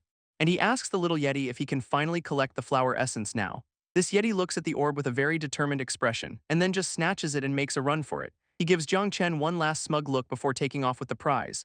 Jiang Chen is just staring, completely baffled by the little Yeti's victory dance, and his patience finally runs out as he grabs the little thief, demanding his orb back. But the green-haired spirit reappears, explaining the dew is corrupted and cannot restore the Yeti's power. Jiang Chen is not thrilled to hear he now has another problem to solve for them. She tells him the source of the corruption is a sacrificial altar deep underground. Meanwhile, in a much more sinister-looking castle somewhere else, this real ice boss is absolutely livid that his clone was just destroyed. Turns out he has been planning a massive sacrifice for years and just needs one last batch of victims. A red-haired subordinate rushes in, checking to see if his leader is okay. This ice lord offers him a deal, help with the plan, and he will get a huge power-up. This subordinate listens carefully, clearly tempted by the offer. His plan is simple: use a secret realm to trap and eliminate all the tournament participants. This subordinate asks if their own people will be safe, but the lord reveals the whole realm is a lie to lure in powerful fighters. He cackles about how sacrificing all these geniuses will grant him ultimate power. This is news to the red-haired guy, who realizes he is also a tournament contestant and therefore a target. This lord reassures him, saying he is family and would not be harmed. He just kept it quiet so the plan would not leak. He then pulls the classic, "I am telling you because I trust you" manipulation tactic, and it works like a charm, with the subordinate pledging his absolute loyalty. This ice lord sits back on his throne, dreaming of turning the entire world into his personal ice kingdom. Back on the mountain, Jiang Chen stands before a massive ice wall, asking if this is what he has to deal with now. So Jiang Chen steps up to the massive ice wall to deal with this corruption problem. And a giant pillar of ice energy immediately erupts from the ground. teleporting him into some kind of trial space with a floating crystal, where a mysterious voice tells him he is about to learn the true meaning of winter. This voice also informs him that his spiritual power has just been unlocked 13 years early, before giving him a simple command to proceed, calling him the one and only flaw in an approaching storm. Meanwhile, back at the tournament, all the contestants are gathered in front of an ice palace, and everyone's confused since only the top 30 were supposed to get access. This red-haired subordinate from before steps out to address the crowd, explaining that August has been disqualified, so as compensation, the secret realm is now open to all. This crowd goes wild, totally buying the lie about free treasure for the next 2 hours. Internally, the subordinate just smirks, thinking how everything is going according to his master's plan. This Ice Lord's projection appears, confirming the entire fake realm is filled with his runes and traps, even pointing out a specific path that leads to a dead-end ice chain corridor. His subordinate's only job is to gently guide the contestants into these traps without fighting them. And right on schedule, a massive wall of ice spikes erupts from the ground, which for some reason seems to completely shock the red-haired subordinate himself. 2 contestants are now totally blocked, wondering which way they are supposed to go, while the blue-haired noble and his companion get a very bad feeling about this path. Meanwhile, the red-haired subordinate gets an update that his trap has failed, and his lackey immediately blames that girl from the Jiang family, suggesting they take her out. But the Ice Lord shuts him down, saying he is too weak to even try, leaving the subordinate to just quietly accept the insult. This lord is more focused on his grand plan to absorb a god's power anyway. Elsewhere, the blue-haired noble's companion asks why he'd willingly walk into a rival's trap, and she reveals she promised her brother she'd make the top 5 in the tournament. He is not worried in the slightest, thinking his family name is a get-out-of-jail-free card, which seems to earn him a bit of her approval. She then leads him deeper into the maze, leaving him totally flustered.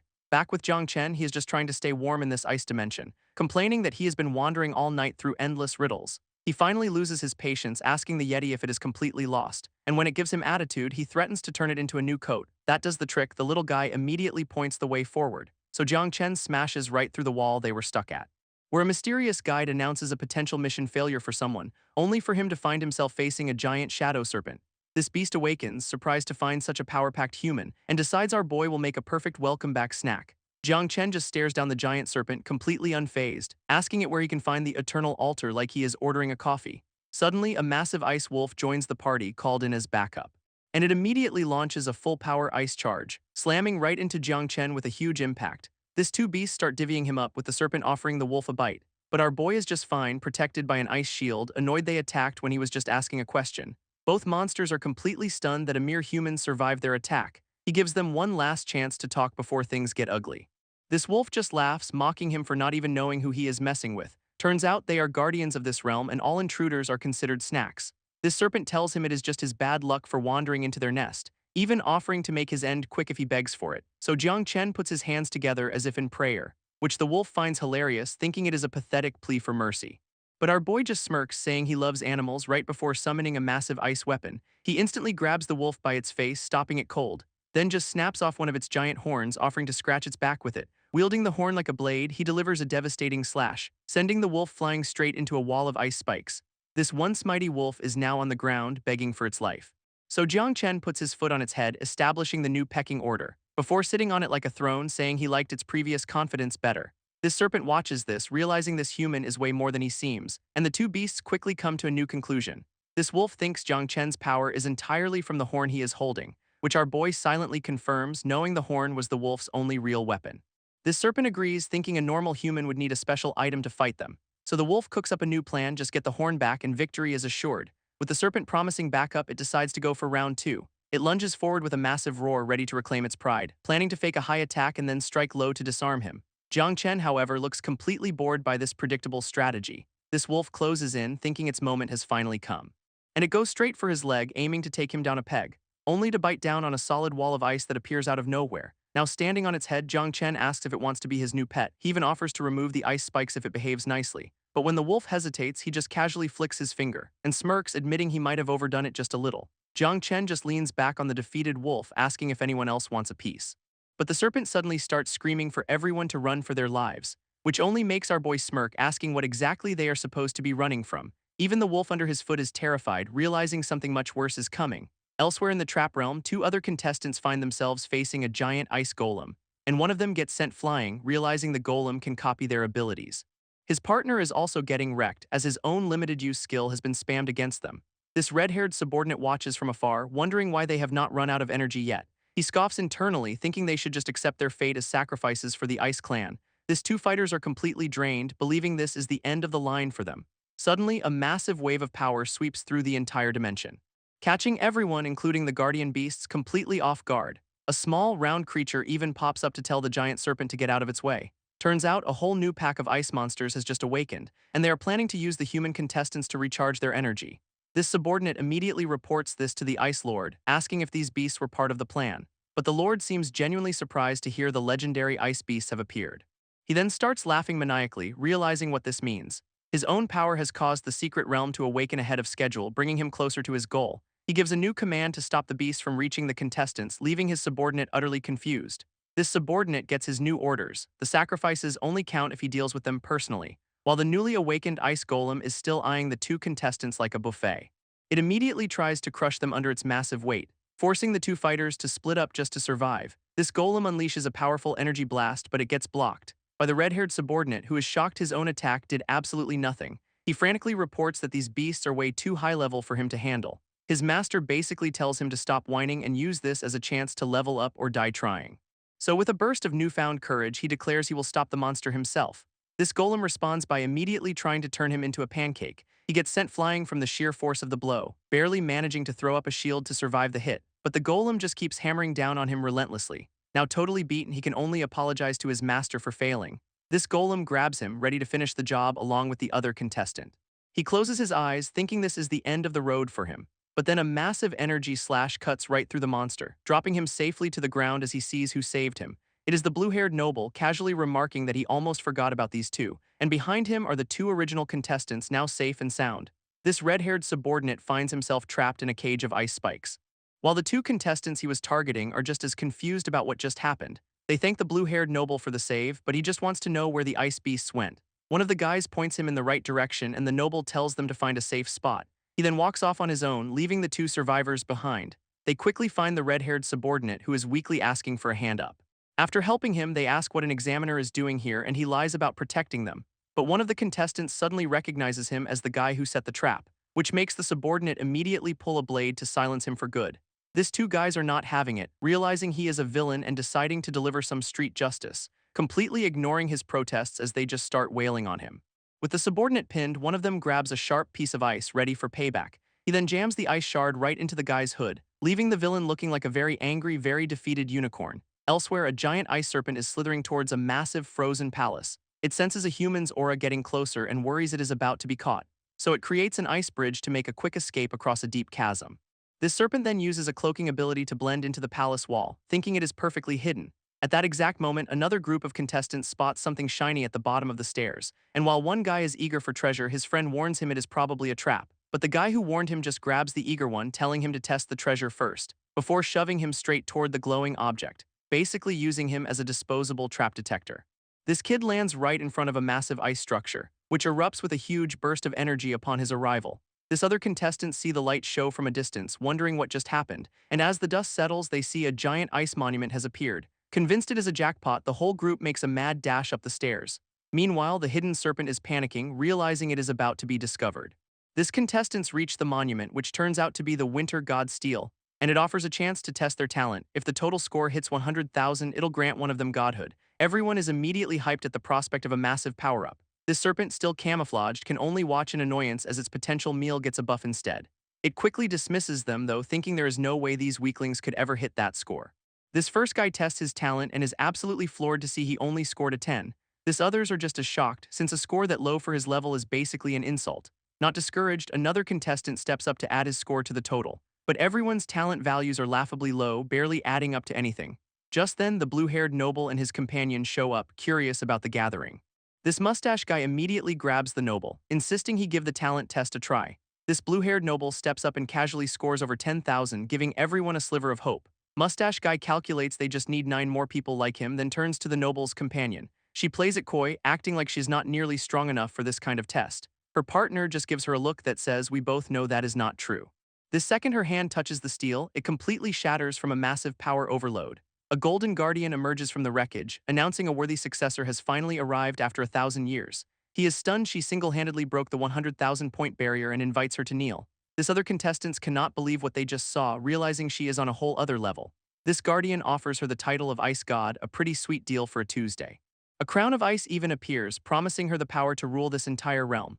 But she just looks him dead in the eye and asks if she can refuse the offer. This guardian is completely baffled, unable to process someone turning down literal godhood. Even her own friends are shocked, asking if she's completely lost her mind. She just explains that being a god sounds like way too much work and has too many rules. He is absolutely livid that her reason for refusal is that it is troublesome.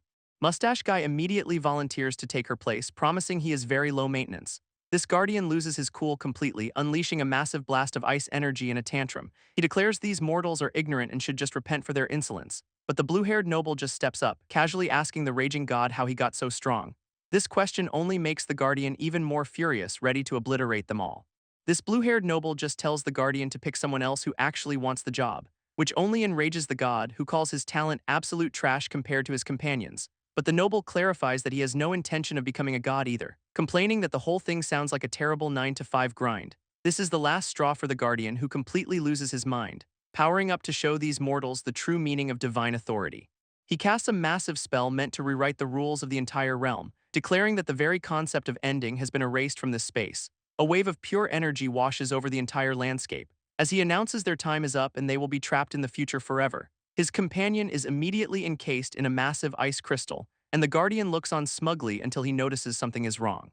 This blue-haired noble is just standing there holding a ball of flame, completely unfazed. He calmly points out that his friend has been turned into a decoration, which completely baffles the guardian, who claims to have wiped her past from existence. He demands to know how a mere mortal can resist his power, but the noble just gets serious, telling him to release her immediately. This guardian scoffs, declaring that anyone who defies a god will pay the ultimate price. At that moment, a spirit appears and offers the noble a massive golden sword, and he prepares to deliver a much-needed lesson in humility.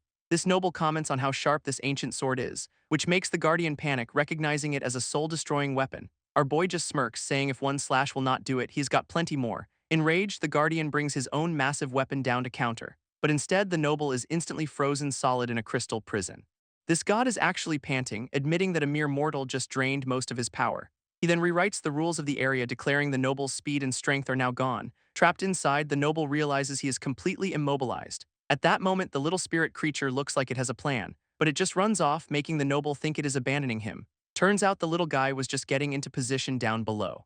As the ice god's crown descends from the sky right towards it, this guardian finally understands he's been played this whole time. He decides to finish off the trapped noble before the creature can interfere, swinging his hammer down for what should be the final blow. But the little spirit comes flying in like a furry cannonball, intercepting the divine attack with a surprisingly powerful headbutt. His companion points out that the guardian is weakened and now's their chance. With a massive burst of power, the noble shatters the crystal prison, unleashing his own attack with glowing red eyes, ready to end this. This noble brings the golden sword down on the guardian, who can only scream as he is completely overwhelmed by its power. His divine form shatters into a million pieces of ice, and the spell trapping his companion finally breaks. In fact, the time freeze effect lifts from everyone in the area. This other contestants are just stunned, realizing a mortal just erased a god's soul. One guy is just glad to be alive even if the treasure is gone now, but Mustache Guy is furious, yelling that he has ruined everything. He grabs the noble, revealing his entire life's goal was to meet the winter god, and now that dream is completely shattered. But the noble, whose hair is now black, just tells them to take whatever they want. This makes the crowd immediately switch sides and start cheering for him. As they rush for the loot, however, a dark power stops them cold. A new villain appears, drawn by the god's fading energy. He immediately recognizes the noble, ready to settle the score for his destroyed clone. With a quick hand sign, he unleashes his own domain expansion. This entire area transforms into a field of jagged ice, and he floats above them, declaring himself the master of this new reality. Our boy just looks bored, calling the whole display troublesome. Even the other contestants start roasting the guy's technique, calling it a cheap knockoff. This new villain gets furious that the mortals are still talking, wondering how they can even speak inside his perfect domain. Our boy just tells him to get on with the fight already, casually kicking a massive shard of ice right back at him, which lands with a deceptively small impact. But it is enough to trap the villain in his own element. He is completely stunned that a mortal could counter his power, and as his minion urges him to retreat, the villain has a different plan. He decides to sacrifice his own subordinate for a power-up, beginning to absorb the guy to summon the winter god's will. But the minion reveals this betrayal was his plan all along, claiming he's been waiting 80 years for this exact moment. This whole soap opera just leaves the noble looking confused. While the villain cannot understand why everyone is staring with pity, even the little spirit creature seems to be mocking him, as the other contestants feel bad for the guy's 80-year-long fail. This villain finally realizes he cannot sense the god's presence at all, and as the ice energy fades, he demands to know what is happening. He suddenly receives a flash of his minion's memories and is horrified to learn the winter god is already gone. Our boy grabs the villain, telling him to fade away with his long-gone god, and with a final touch, the guy shatters into a million icy pieces. As his spirit fades, the villain has a moment of clarity. He was the clown all along. He gives one last defiant glare, warning that this is not the end. But the noble just walks off, noting that his allies will probably come for him later. He then turns to the little spirit, admitting he is not really interested in the details anyway, and picks the little guy up, telling him it is time to get to work. He gives the creature a good shake, telling it to stop playing dead. Suddenly, a horned woman appears, thanking him and saying everything went according to her plan, revealing she is a primordial spirit and the winter god was just borrowing her power. Our boy immediately grabs her by the collar, clearly not trusting this new development, and lifts her into the air, demanding to know how powerful she really is. She gets flustered, admitting he was planning to take out the winter god from the very beginning, then starts a long-winded explanation about the 7 primordial spirits who control the land. He just cuts her off, telling her to skip the lore dump and get to the point. She explains that becoming a god and inheriting the world's rules is actually a terrible, thankless job, and anyone who took the winter god's power would just become a puppet for the continent.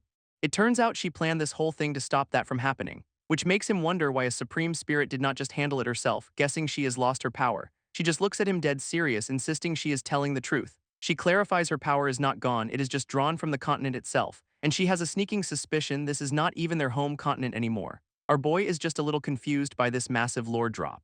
He asks where they are, but she admits she does not know and has to check. Before she can go anywhere, he suddenly grabs her by the leg, hoisting her up and asking if she is trying to pull a fast one on him. He gives her a very serious look, not buying her story for a second, then shoves a glob of white energy into her mouth. He casually tells her it is pure essence, so she does not need to worry. Now powered up, she says all that is left is to purge the chaotic energy here. Right on cue, the entire ice dimension begins to violently collapse. Our boy seems pretty pleased, thinking it was a hassle but worth the reward. His companion yells at him not to leave yet since there is still a prize. As ice shards rain down, she decides she will have to get it herself. She prepares a defensive move to block the falling debris, only to get bonked on the head by a small, round object. Suddenly, they are in a peaceful garden and our boy is holding a shovel. His companion scolds him, saying she risked everything to save that little thing. He seems to understand, mentioning something about skylight living water. And a new system quest pops up, nurture the seedling until it grows. He plants the seedling, which immediately erupts in a massive pillar of golden light. And he figures since it is pure life essence, this quest should be a piece of cake. But a second later, he looks over to see the plant has already withered and died. Right on cue, the primordial spirit comes swooping and looking absolutely furious, yelling that the seed had to grow naturally, a tiny detail she conveniently forgot to mention earlier. Meanwhile, in a much fancier location, 2 new guys are having a meeting. This big blonde one tells his partner to stay out of the upcoming fight, claiming our boy's life is his to take. His blue-haired companion is not thrilled, accusing him of trying to hog the bounty for himself.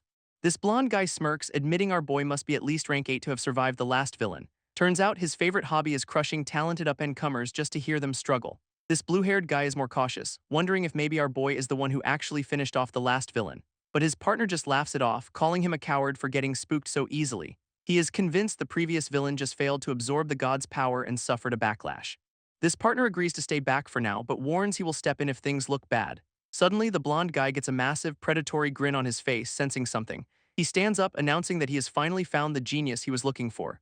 A woman in a maid outfit asks if they know the guy downstairs, confirming he is an acquaintance of her boss. She adds that he is not just some random person, but a member of the Jiang family.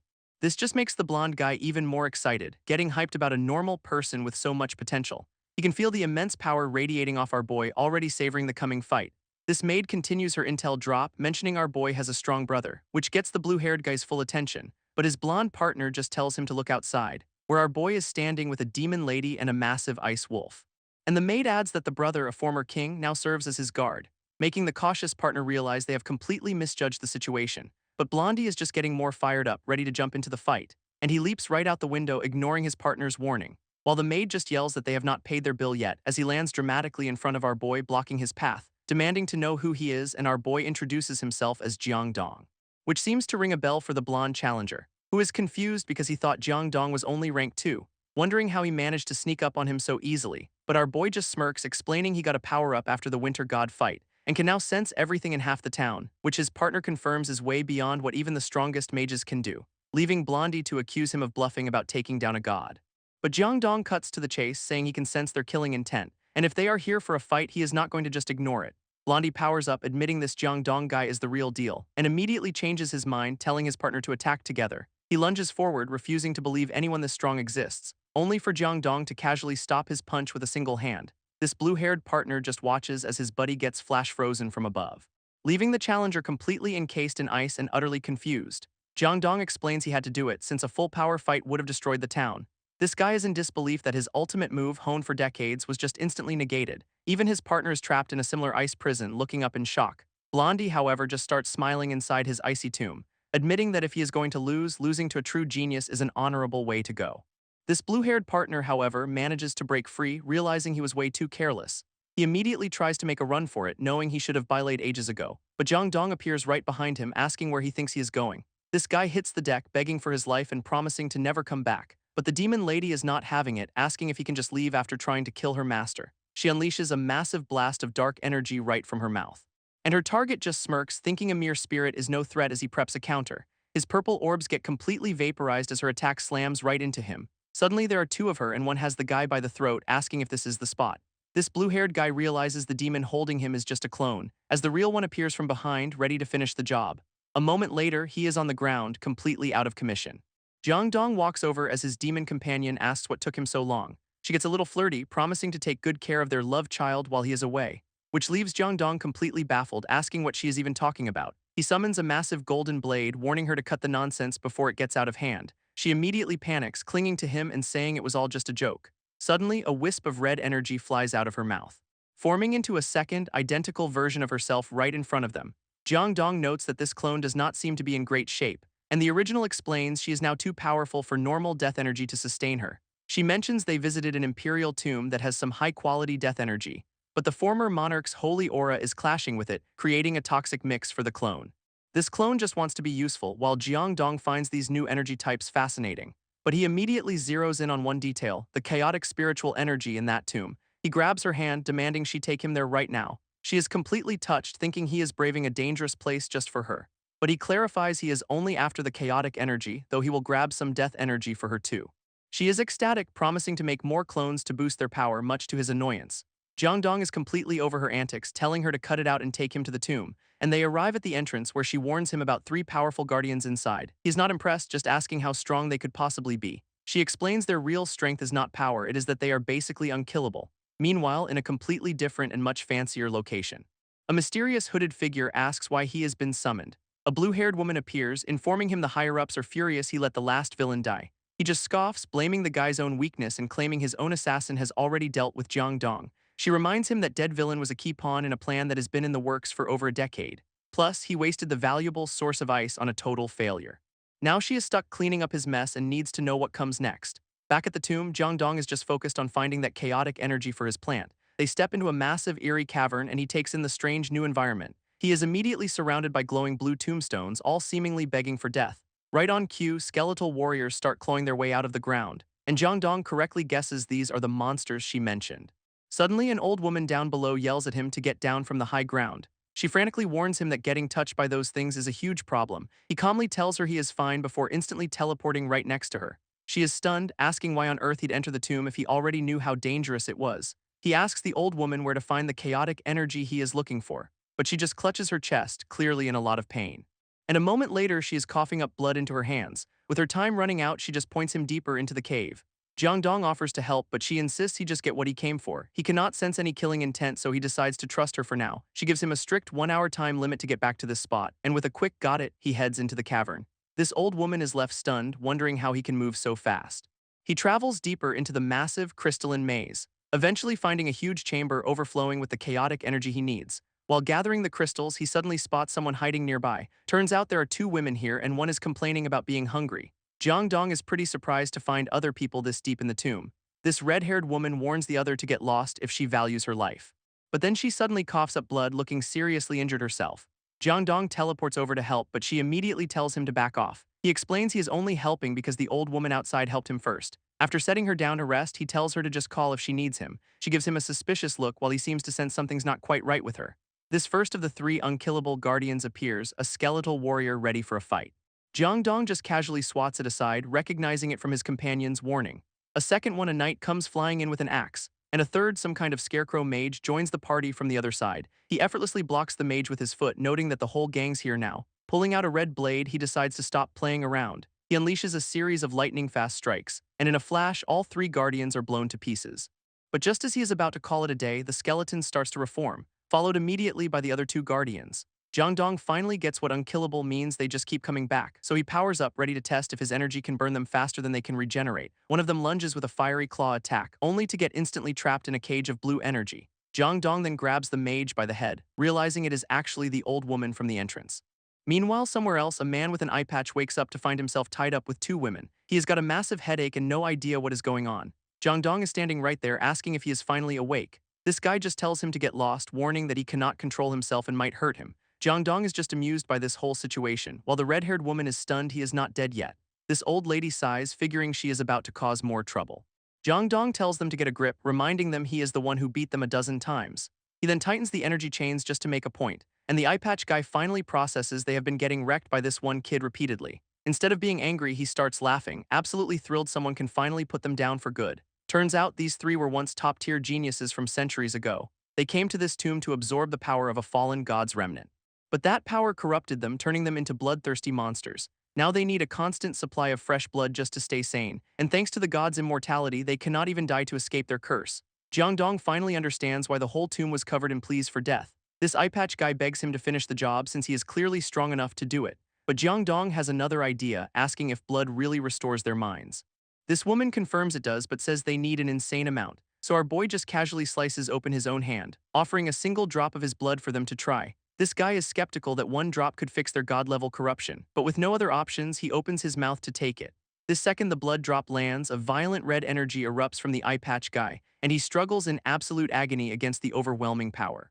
This red-haired woman is sure it is a failure, telling Jiangdong to just finish them off. But then the corruption just vanishes, leaving the guy looking brand new and completely shocked. He is not just cured, he can now control his demonic form without losing his mind. He calculates that one drop is enough to keep him sane for a full year, which is frankly ridiculous. This red-haired woman cannot believe a single drop could buy them that much time. When the old woman asks who he is, Jiangdong just says he figured his dragon blood would work. He clarifies he is not actually a dragon, he just happens to have a dragon's heart. Overcome with emotion, the old woman thanks him for giving them a second chance after centuries of torment. And just like that, all three former guardians kneel, pledging their eternal loyalty to him. Jiangdong accepts, telling them to go live their lives and he will call when he needs them. This red-haired woman's first thought is to quit the murder business and open a candy shop. We then see her dream in action, running a small dessert stall in a peaceful-looking town. She happily serves a drink to a hooded customer, who takes the cup ready to try her creation. He takes one sip and immediately slams it on the table, complaining about how awful it tastes. She is a little taken aback, asking what the problem is. He grumbles that the drink is so sweet it makes him want to do bad things, so she quickly offers to remake it. As she cleans up, she reflects on how good it feels to be a kind person far from her old life of violence. She turns around with the remade drink, but her rude customer has vanished, and that same guy is now strolling through town, calling everyone weaklings. This red-haired woman catches up, trying to give him his drink back, but he just smacks it away, telling her to get lost. She apologizes, suddenly realizing he might be a notorious powerhouse from the north. He just walks off, assuming she is some kind of spy. Then he casually mentions he will be back after he kills someone, which is a massive red flag. He turns around, annoyed that she is still there, only to get grabbed by a skeletal assassin that appeared out of nowhere. Back in the forest, Jiangdong is with his new crew focused on his plant. He is just relieved he managed to save it with all that chaotic energy. He tells the woman that if anyone wants a fight, they are welcome to try. This eye patch guy asks if he is growing a tree, warning him not to mess with their ancestor. Jiangdong just wonders how long it'll take for the plant to fully grow. This eye patch guy then offers a way to speed up the process. Jiangdong immediately refuses, explaining it has to grow naturally or there will be side effects. But the guy has another idea. What about using the power of a nature spirit? He explains that these spirits are what determine the life force of an entire region. By performing a special ritual, he can summon them right to this spot. He transforms into his demonic form, calling the spirits to heed his call. A small, deer-like nature spirit materializes from the energy, and the eye patch guy explains he has summoned the strongest one in the area. He proudly notes that it has already started to nourish the land. And sure enough, Jiangdong's plant is already glowing with new life. This eye patch guy is so impressed he asks Jiangdong to teach him the technique, and he immediately starts trying to copy the hand signs. Jiangdong just transfers the knowledge directly, saying it'll take a genius like him about 3 months to master. This guy is floored, asking if Jiangdong has already learned it himself. And in response, our boy summons a fluffy cat spirit with a flick of his finger. This cat spirit immediately starts rubbing against his leg like it has known him forever. This leaves the eye patch guy completely speechless, wondering how a spirit could be so friendly. He figures it must be a super weak spirit that needs to cling to humans to survive. But when he reaches out to pet it, the cat immediately takes a swipe at him, and then spits some kind of projectile right in his face for good measure. This cat then goes right back to cuddling Jiang Dong, leaving the other guy totally rejected. Watching from the side, the red-haired woman is amazed by his natural talent, musing that if he'd been born centuries ago, he would have been the top summoner. This eye patch guy disagrees, pointing out that the first spirit Jiang Dong summoned was actually quite weak, flashing back to a memory of a massive floating castle and a truly powerful dragon spirit he once encountered. This flashback continues to a blindfolded queen planning to lure her enemies away. When a winged knight reports that her rival's son has been located in the northern mountains, she scoffs at the location, calling it a worthless backwater, but still orders her subordinate to go and eliminate the loose end. She muses that her dear sister is still alive and dreaming of a comeback, but she is confident that with the strongest spirit on her side, her sister's ambitions are just a fantasy. Suddenly, she feels a strange sensation and turns around in alarm, realizing her powerful spirit has just vanished, which brings us back to the present with Jiang Dong finishing his summoning. This red-haired woman is blown away by his talent, guessing that with a few centuries of training, he could summon a legendary king-level spirit. This eye patch guy chimes in, listing off ancient spirits like frost dragons and elves, describing them as slender, glowing beings of immense power. She is surprised he knows so much about these legends, and just tells him to turn around and look at what is behind him. A massive glowing dragon spirit materializes from pure energy, hovering right over Jiang Dong with an intimidating presence. This eye patch guy is absolutely speechless, realizing he is witnessing a legendary summon he thought he'd never see in his life. Jiang Dong just tells him to stop trying to summon since it is draining his energy and he is only at half strength. This eye patch guy finally connects the dots, pointing up in a panic as he realizes what that thing actually is.